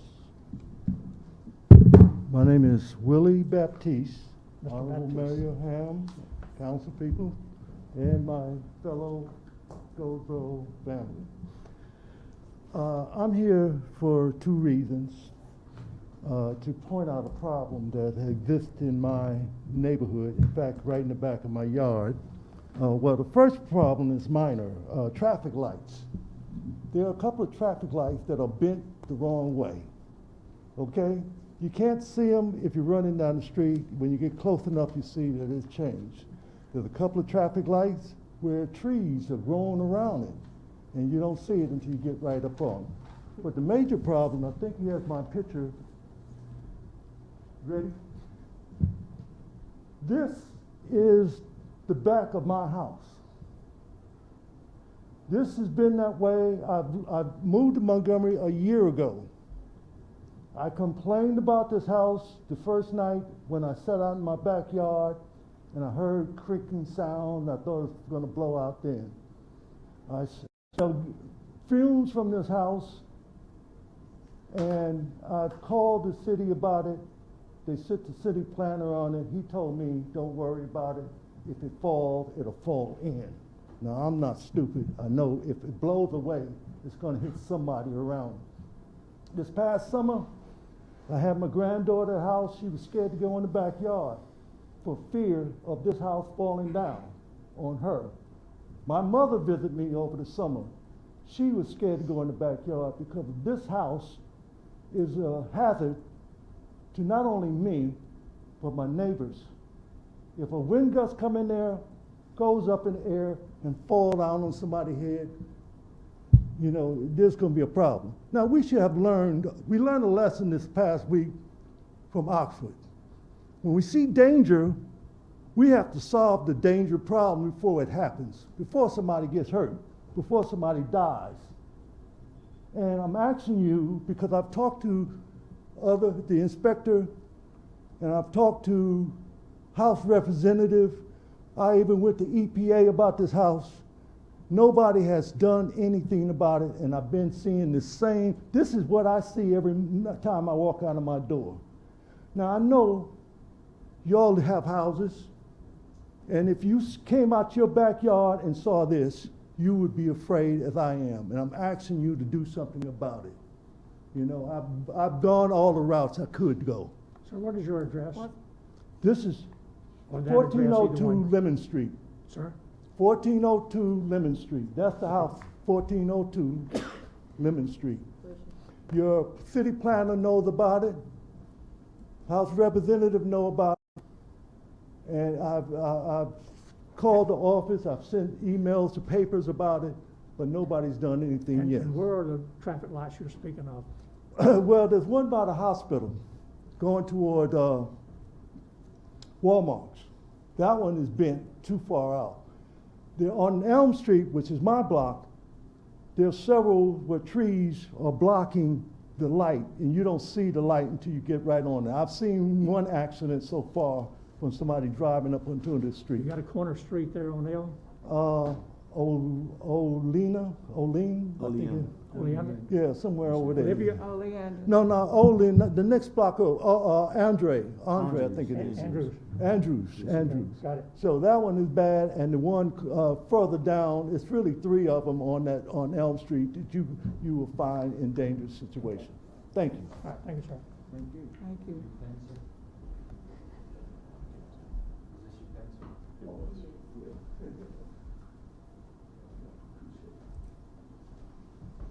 Do we have anyone else to speak? I believe we got a international speaker coming up. Come up, ma'am. Tell us who you are and where are you from.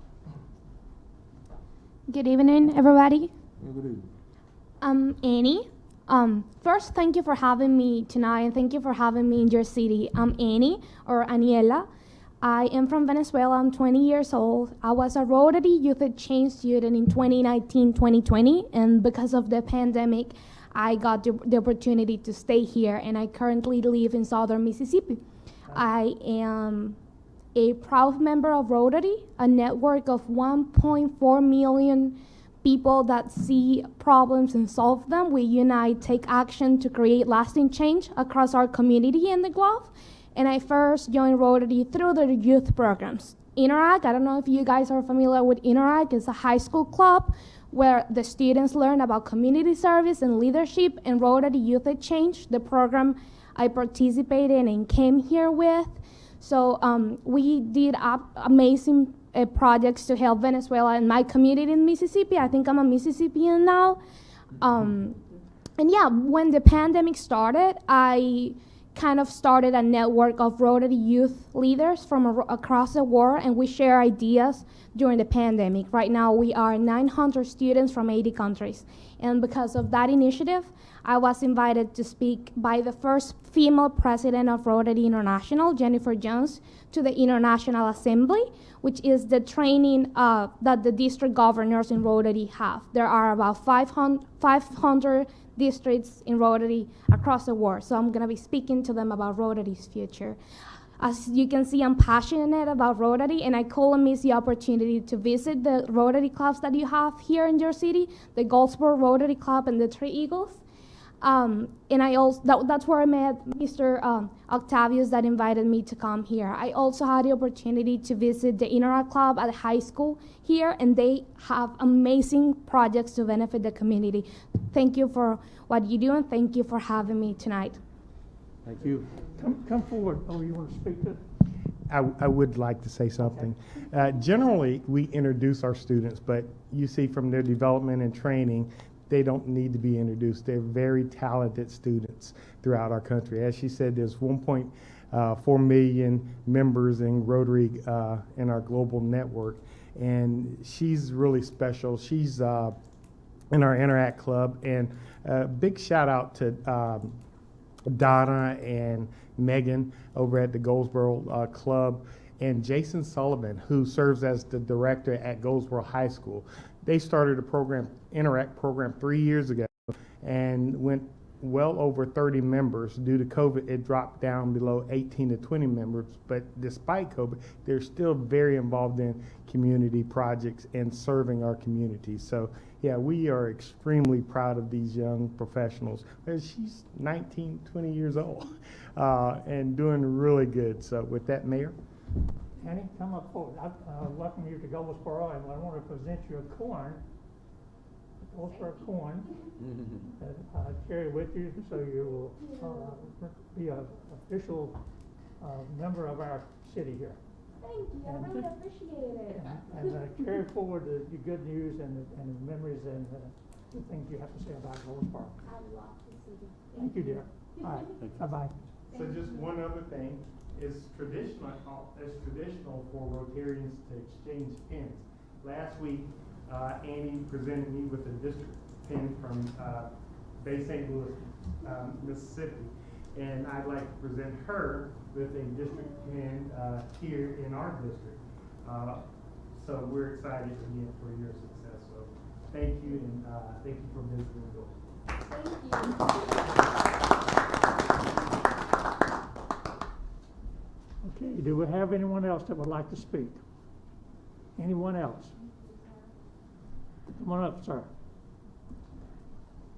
Good afternoon, everybody. How you doing, Council sir? ladies and councilmen, Mayor. I'm Thomas Rice. You know who I am, so no especially. I just want to come up and say, I was listening to Mr. Matt Whittle's thing a while ago, and what they're doing is very good. We're excited for them and everything, and I just want to come up here to share with y'all what we're also excited, because I understand and I learned the other day, I believe that Mr. Tapton, you have our plan from Mr. Carnegie and them. Mr. Rice, I wish I did. I don't have them in possession just yet. Looking forward to it. Okay, but we understand that they was in the process of sending them to her, and we just about got things done, and things are getting in order where we can put this homeless thing kind of cure it out, help us out. And cause like Mr. Whittle was happy about his thing, this is what I'm happy about, because it's doing something to help what we say God's lease. I mean, it's good that they do affordable housing for the others, but the homeless ones that have been overlooked for so long, and it's time that they have a place that they can put their head, they can get education, they get training and everything. So I come before y'all to say, I want you to try to be there for us, because things are coming together, and we need y'all's support so we can make this happen. We can make a better place for people here in Goldsboro, along with making a better place for ourselves. So, thank y'all. Y'all have a good evening. Thanks, Mr. Rice. Is anyone else to speak? Anyone else to speak? If not, I'll close this public comment period, and we'll move to the consent agenda items. And Mr. Manager, I'll turn it over to you. And what we'll do, by the way, we'll go through and have them all presented, and then we'll vote on them. Yes, sir. Finance is up first.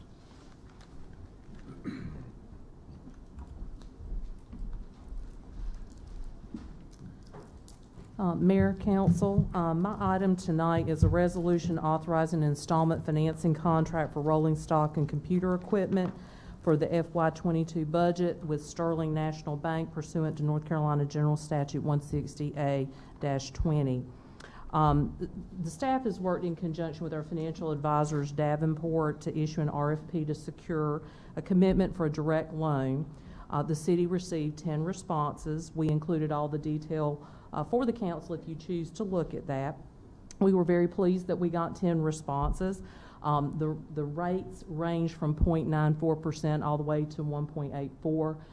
We were very pleased to get that many offers and at such competitive rates. We evaluated each proposal on the interest rate, the prepayment provisions, and bank closing fees. We attached that analysis for your review. We are actually recommending that the council pass a resolution to enter into an installment financing contract with the lender Sterling National Bank, who currently, finances the W.A. Foster Center for us. It is a 57-month installment contract with an amount not to exceed $1.9 million at an interest rate of 0.94%.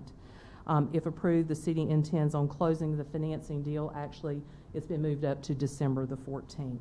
I gave you a detailed list of the equipment that the council approved in the FY22 budget.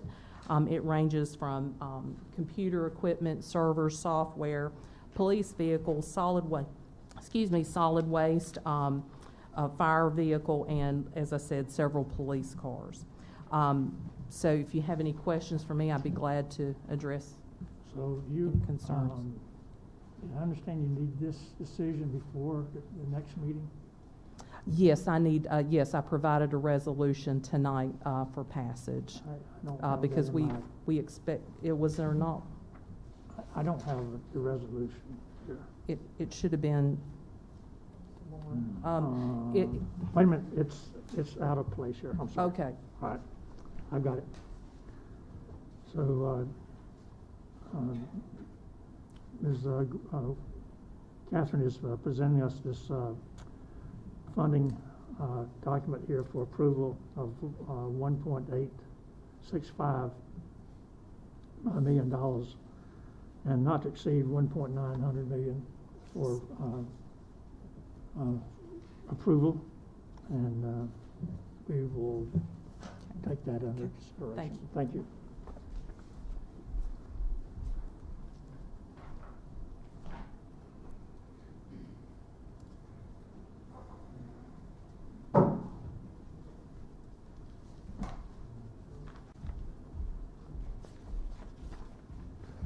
Good evening, City Council.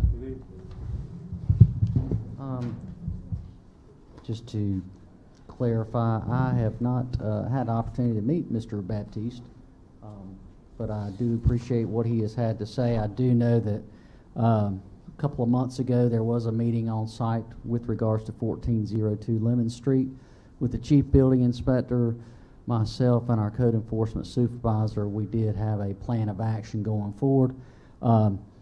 At that time, the present owner was looking at making improvements by tearing off the rear of the property, demolishing that, and bringing that single-family dwelling back up to code. Now, what I will do as a result of Mr. Baptiste's comments tonight is to check in with our Chief Building Inspector tomorrow morning, and we will give you an update at our next regularly scheduled meeting as to what is the current status of that rehabilitation project. Was this house on our problem house list?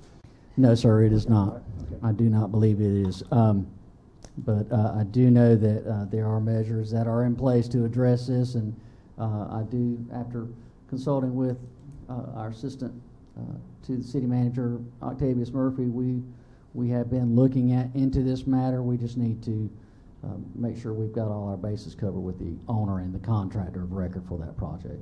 Okay, thank you. All righty. Look, I won't be long tonight. I will let you know that we do have before you on the consent agenda 3 special use permit items that were reviewed, and a recommendation was made by the Planning Commission to approve all of these requests. I'll start with number 1, the SU 1021 for special use permit for a tattoo parlor at 112 I South Berkeley Avenue. I'm sorry, South Berkeley Boulevard. The second one was for an accessory dwelling at 127 Overbrook Road. And the third special use request was for a chemical located in our industrial park at 400, I believe, Chilen Court. Each one of these items was again brought before the commission, and I will just read this for future reference, that the public hearing was held before the Goldsboro City Council on November the 15th. And the City Council shall issue the permit unless it concludes that based on the information submitted at the hearing that the permit request is not within the review authority according to the table of permitted uses. Number 2, that the application was incomplete, that the development will not comply with one or more requirements of our UDO, that development will materially endanger the public health or welfare, that the development will substantially injure the beneficial use of adjoining or abutting property. Number 6, that the development will not be in harmony with existing development and uses within the area in which it is located, or that development will not be in general conformity with the comprehensive plan, thoroughfare plan, or other plan officially adopted by City Council. Again, the Planning Commission did not see or find any facts that were contrary to any one of these items that I've listed before you tonight, and thereby they are requesting they are recommending to City Council that each one of these special use permits be approved tonight. You also have an attached resolution for each one of those special use requests. If you have any questions, please let me know, and I'll be glad to answer any questions you might have. Anyone have any questions? Thank you, Jim. Thank you. Thank you, sir. Yes, sir. Thank you, sir. So the next item is rescheduling council meetings for 2022. The Goldsboro City Council normally meets the first and third Mondays of each month for their regular meeting.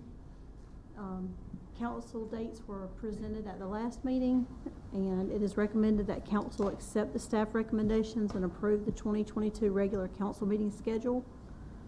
And council can also discuss if they would like to go ahead and lock down the dates for the council retreat. So, quick question. I know last year I proposed not having a retreat for 2 whole days. Is that something the board would like to visit for this upcoming year? Just a retreat for 1 day versus 2 days? I think we scheduled 2 days last year before we had the actual agenda. Mr. Manager, what do you suggest? What's the schedule looking like? Well, we haven't created it yet. We haven't talked about what you want to hear about. So, but between department head updates, budget issues, and things that you want to hear about. I've been, and Mr. Broadway, you've been on the council for a number of years. I don't know that we've ever been able to conduct a business in one day. I've always enjoyed the retreats in that we can talk about a lot of things at the same time, and we can cover a lot of different issues. Maybe a day and a half, but I don't see trying to cram it all in one day. That's just my opinion.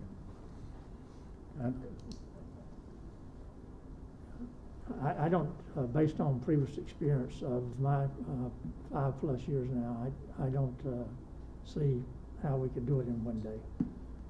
If you're needing to vote on anything, we could do that on one day. Most of it's information. You can always watch it afterwards if you couldn't make the meeting for some reason, I would think.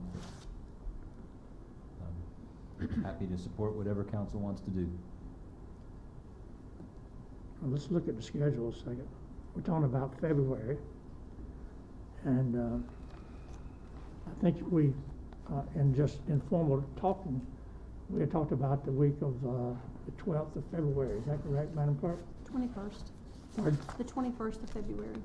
21st, 22nd. Yeah, okay, 21st of February. And we could, for the purpose of planning, we could look at a Monday and a Tuesday, or a Tuesday and Wednesday, or Wednesday and Thursday, whichever. But I think we ought to try to lock in the dates now, because there are things that'll be planned for that meeting that we have to schedule. Does anyone have a preference in meeting on Tuesday, Wednesday, Thursday versus Monday or Friday? There's not others. I would rather do it middle of the week as to not impact things right against the weekend, just in case. Right. Just my personal preference. I'm only one, so I'll flex around y'all as well. I'm agreeable to whatever council decides. Well, the 21st is a holiday, so that's out. So we're looking at the 22nd, 23rd, 24th. I would suggest as a talking point here, starting at, we look at the 22nd. And if we have to go to the 23rd, we'll make a decision at a later time. So the 22nd is a Tuesday? You Yes. want to do Tuesday and Wednesday? Mm-hmm. Is that good, Laura? Do you know any reason why we couldn't do that? I don't know. Does anybody have any objections to that start date? Okay. Thursday, Wednesday. 22nd. Okay. And then what about the yearly schedule here? Does anyone have any hard issues with the schedule for the 2022 year?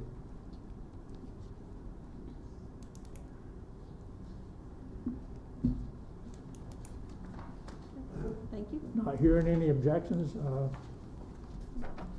then we'll either adopt that or just. It's part of the consent agenda. Okay, it's on the, correct, the consent agenda. Thank you. Okay, next thing is the next item for the clerk is updates to the municipal records retention and disposition schedule. I'll keep this pretty quick. The Department of Cultural Resources has issued an amendment to the records retention schedule effective October the 1st, 2021. The new update also requires a specific agency policy date for records to be discarded when administrative value ends, and this period is deemed to be a period of no less than 3 years.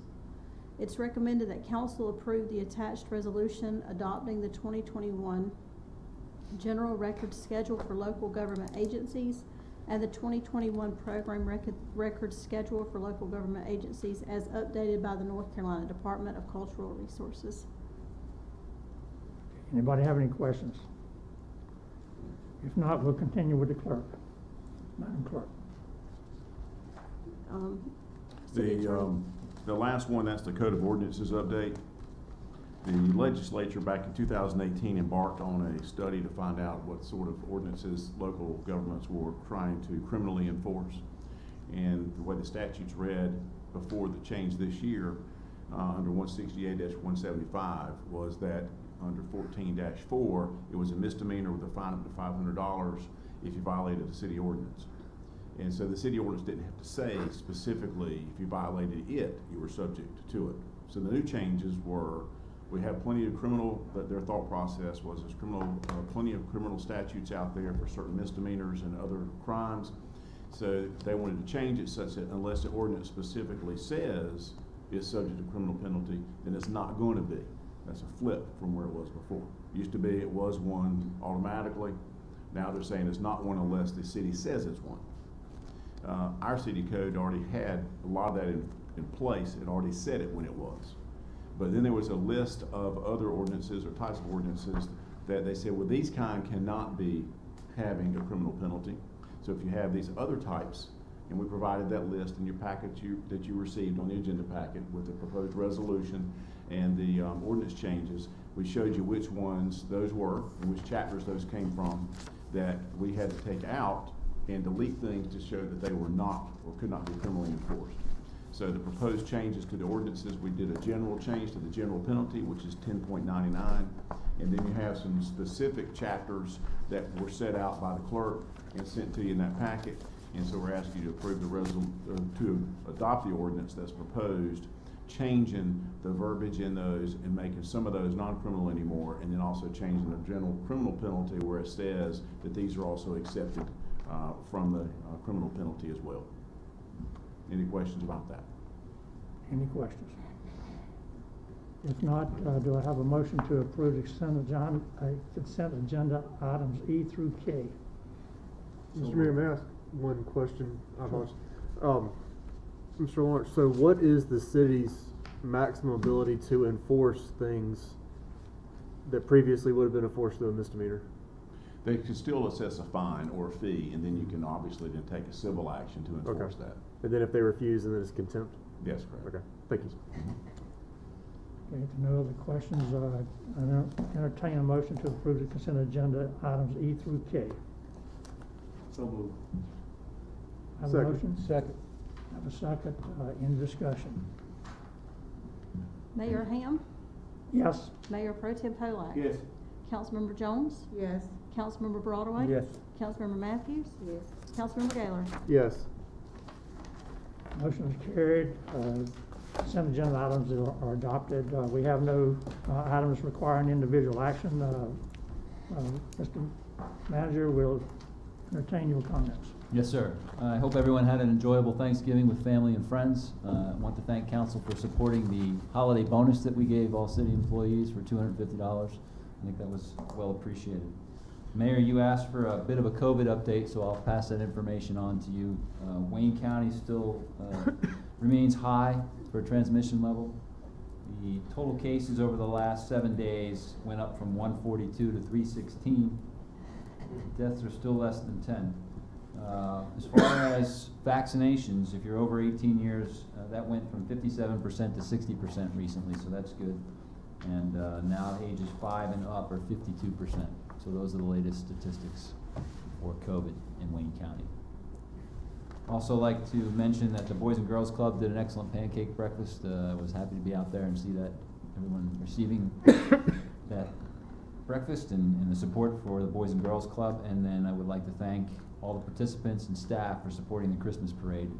The streets were full and packed, and you know all the vehicles and people marching and the bands wrapped around Center Street and then some. So it's great to see. Thank you, sir. Thank you. Before we go into closed session, I want to go around the table here for comments, and then we'll adjourn for a closed session, not adjourn, but go into closed session for potential litigation. So I'll start with Councilwoman Jones over there. Yes, I'm thankful that everybody had a wonderful Thanksgiving. I would like to talk about the program that I'm implementing. Is called Warm Thoughts, Warm Wishes, and it is for the unhoused. I want to thank everybody out there who have already given.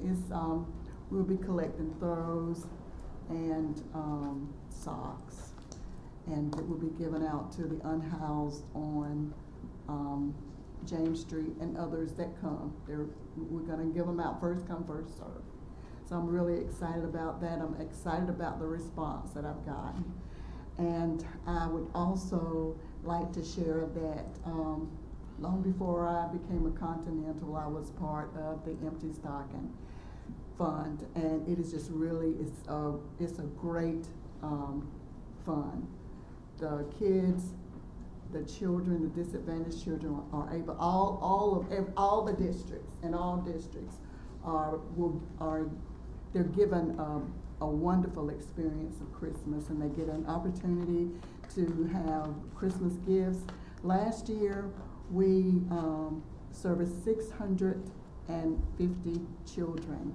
They were able to get 4 toys, 3 books, and 2 surprise gifts, and you just should have seen their face. So I'm asking everyone to support the Empty Stocking. You can also just volunteer to help. My daughters and I volunteered for many years.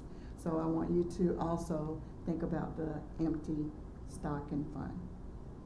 Thank you. Councilman Broadway. I have one thing, and I was at Lights Out, and I can't tell you how proud I was of our city. And I want to really congratulate Rick Fletcher with Public Works, an 8-man crew, put all those lights up, everything. And when you add what they did to put those lights everywhere on the tree, and then you look and you see the crown up on our water tower, we've got a lot to be proud of. And I was proud of the city, but I want to congratulate that crew of Public Works guys. That's all I have, sir. I just want to say that we're in the holiday season, and we pray for the unity and growth of our city by including all individuals from all backgrounds for the prosperity within our community. I also want to say that I appreciate everyone that came out to our Lights Up, as Mr. Broadway said, as well as our Christmas parade. In closing, I'd like to give a special shout out to the Goldsboro High School ROTC for their feeding of the homeless last week, as well as the efforts of our Interact Club led by Mr. Jason Sullivan. That's all I have. Councilwoman Matthews. Yes, I have a few announcements. Excited to announce that we will be having a community watch meeting tomorrow for our Harris Street Estates in District 4. So I'm excited about that. The ultimate goal is to restart our neighborhood watches in each neighborhood within the district. And it is a pretty big goal, but District 4, I think we can do it. I also would like to thank Corporal Davis for all of her support and time that she has put into getting our neighborhood watch groups back up and started again. This is specifically for District 4 residents. We are officially halfway through the term. So what I wanted to do was I wanted to update you guys on some of the work that has taken place over the past 2 years. So I know it's hard to tell sometimes if things are getting done, if stuff is happening, but it really, really is. So what I did was I highlighted some work that has been happening specifically within the district. So I want you guys to take some time to travel over to the Councilwoman page to check out the progress that we have made the past 2 years and how excited I am looking forward to the next 2. I also wanted to update everyone on our District 4 Love Thy Neighbor toy drive. So I announced the toy drive at our last council meeting, and within a week, all of those items were purchased. And it was close to 115 items. And I don't think that I can truly express in words just how my heart feels and how overwhelmed I am with complete joy and gratitude to everyone who participated in that toy drive. My hope from the very beginning was that it wasn't just about gifts, but I wanted the opportunity for the community to come together to accomplish a goal. And I also wanted the families within District 4 to feel loved, supported, and cared for. And I think we did that. My sincerest thanks goes to each person who had a hand in helping District 4 to meet our goal to provide some extra joy to our neighbors. I will be sending something special to each of you as a token of my gratitude. On the flip side of that, unfortunately, I'm not able to see who purchased gift cards. So if you want to remain anonymous, I understand. But if you would like for me to know, I do want to share that token with you in the same way as I plan to do the others. So with all that in mind, it is time for some sorting and it's time for some gift wrapping. So I am asking all those who are willing to participate this Friday at 11 a.m. We will begin sorting and wrapping those gifts. I am not going to publicly disclose the location. So for all those who are interested, please contact me via email, via text message, or my councilwoman page on Facebook to let me know that you're interested. So thank you. Councilman Gaylor? Amazing work. Just a very quick but incredibly sincere thank you to all of the police, the fire, the public works, the folks that have gone into making the Goldsboro Christmas Parade what it is today. I mean, the number of entries is unreal. I mean, it's like a miniature Macy's. And then going around Center Street there, it's just absolutely perfect. For personal reasons, this year I stood off to the side instead of riding on the carts with council, something I'll probably regret indefinitely, but nonetheless, getting to see all the entries from around the county, from around the area, and inside the city, coming downtown, showing off the amount of pride and the amount of joy that this community has is just inspirational. So to all the folks that were up before the sun was and were up long after the sun was, folks from the chamber, folks from the police, folks from fire, folks from public works, those of y'all that I'm forgetting, just a huge thank you, because those things are what make Goldsboro great. When you go last, you often comments you want to make have already been made by other people, so I'll just say that I also applaud all the city workers that were involved in making the Christmas parade successful. And if you were there and saw the number of people that turned out for it, you know it was a great success. One final note, I asked Mr. Salmon to get some information on our current virus situation, and he gave those, but I just wanted to mention that the Delta virus variant is still with us, and although we've got the Omicron now in the news, it's not really as serious, although it is contagious, and that's a good thing. And I would highly recommend that those people here in our county and our surroundings areas that have not been vaccinated, please go out and get your vaccination, because this is a time of year that everybody wants to be together. We started back in 2 or 3 weeks ago at Thanksgiving, and we're going to be associating with our friends and loved ones as the next month goes by and into January. So please, for the sake of other people and yourself, get your vaccination if you haven't had it. With that, I would like to get a motion to close this session and go into closed session for potential litigation. And then when we come out, we'll come back into the regular session and adjourn unless there's further business. So could I have a motion to go into closed session? Mr. Mayor, I make a motion to go into closed session. I have a motion. Is there a second? Second. We have a motion made and second. Any objection or any comments? Do we need to say why we're going? Potential litigation. All those in favor, please raise your hand. Okay. At this time, ladies and gentlemen, please vacate the council chambers. We will come back into open session once we've closed the closed session.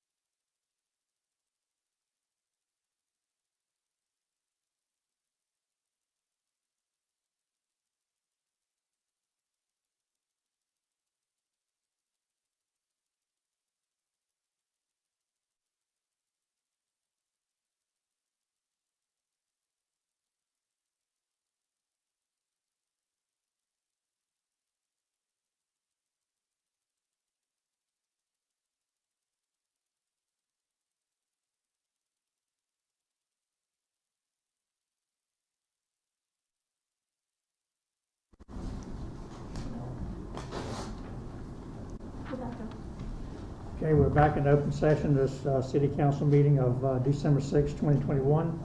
Is there any further business? Any further business? If not, a motion to adjourn. Motion to adjourn. Second. There no other business? Motion adjourned.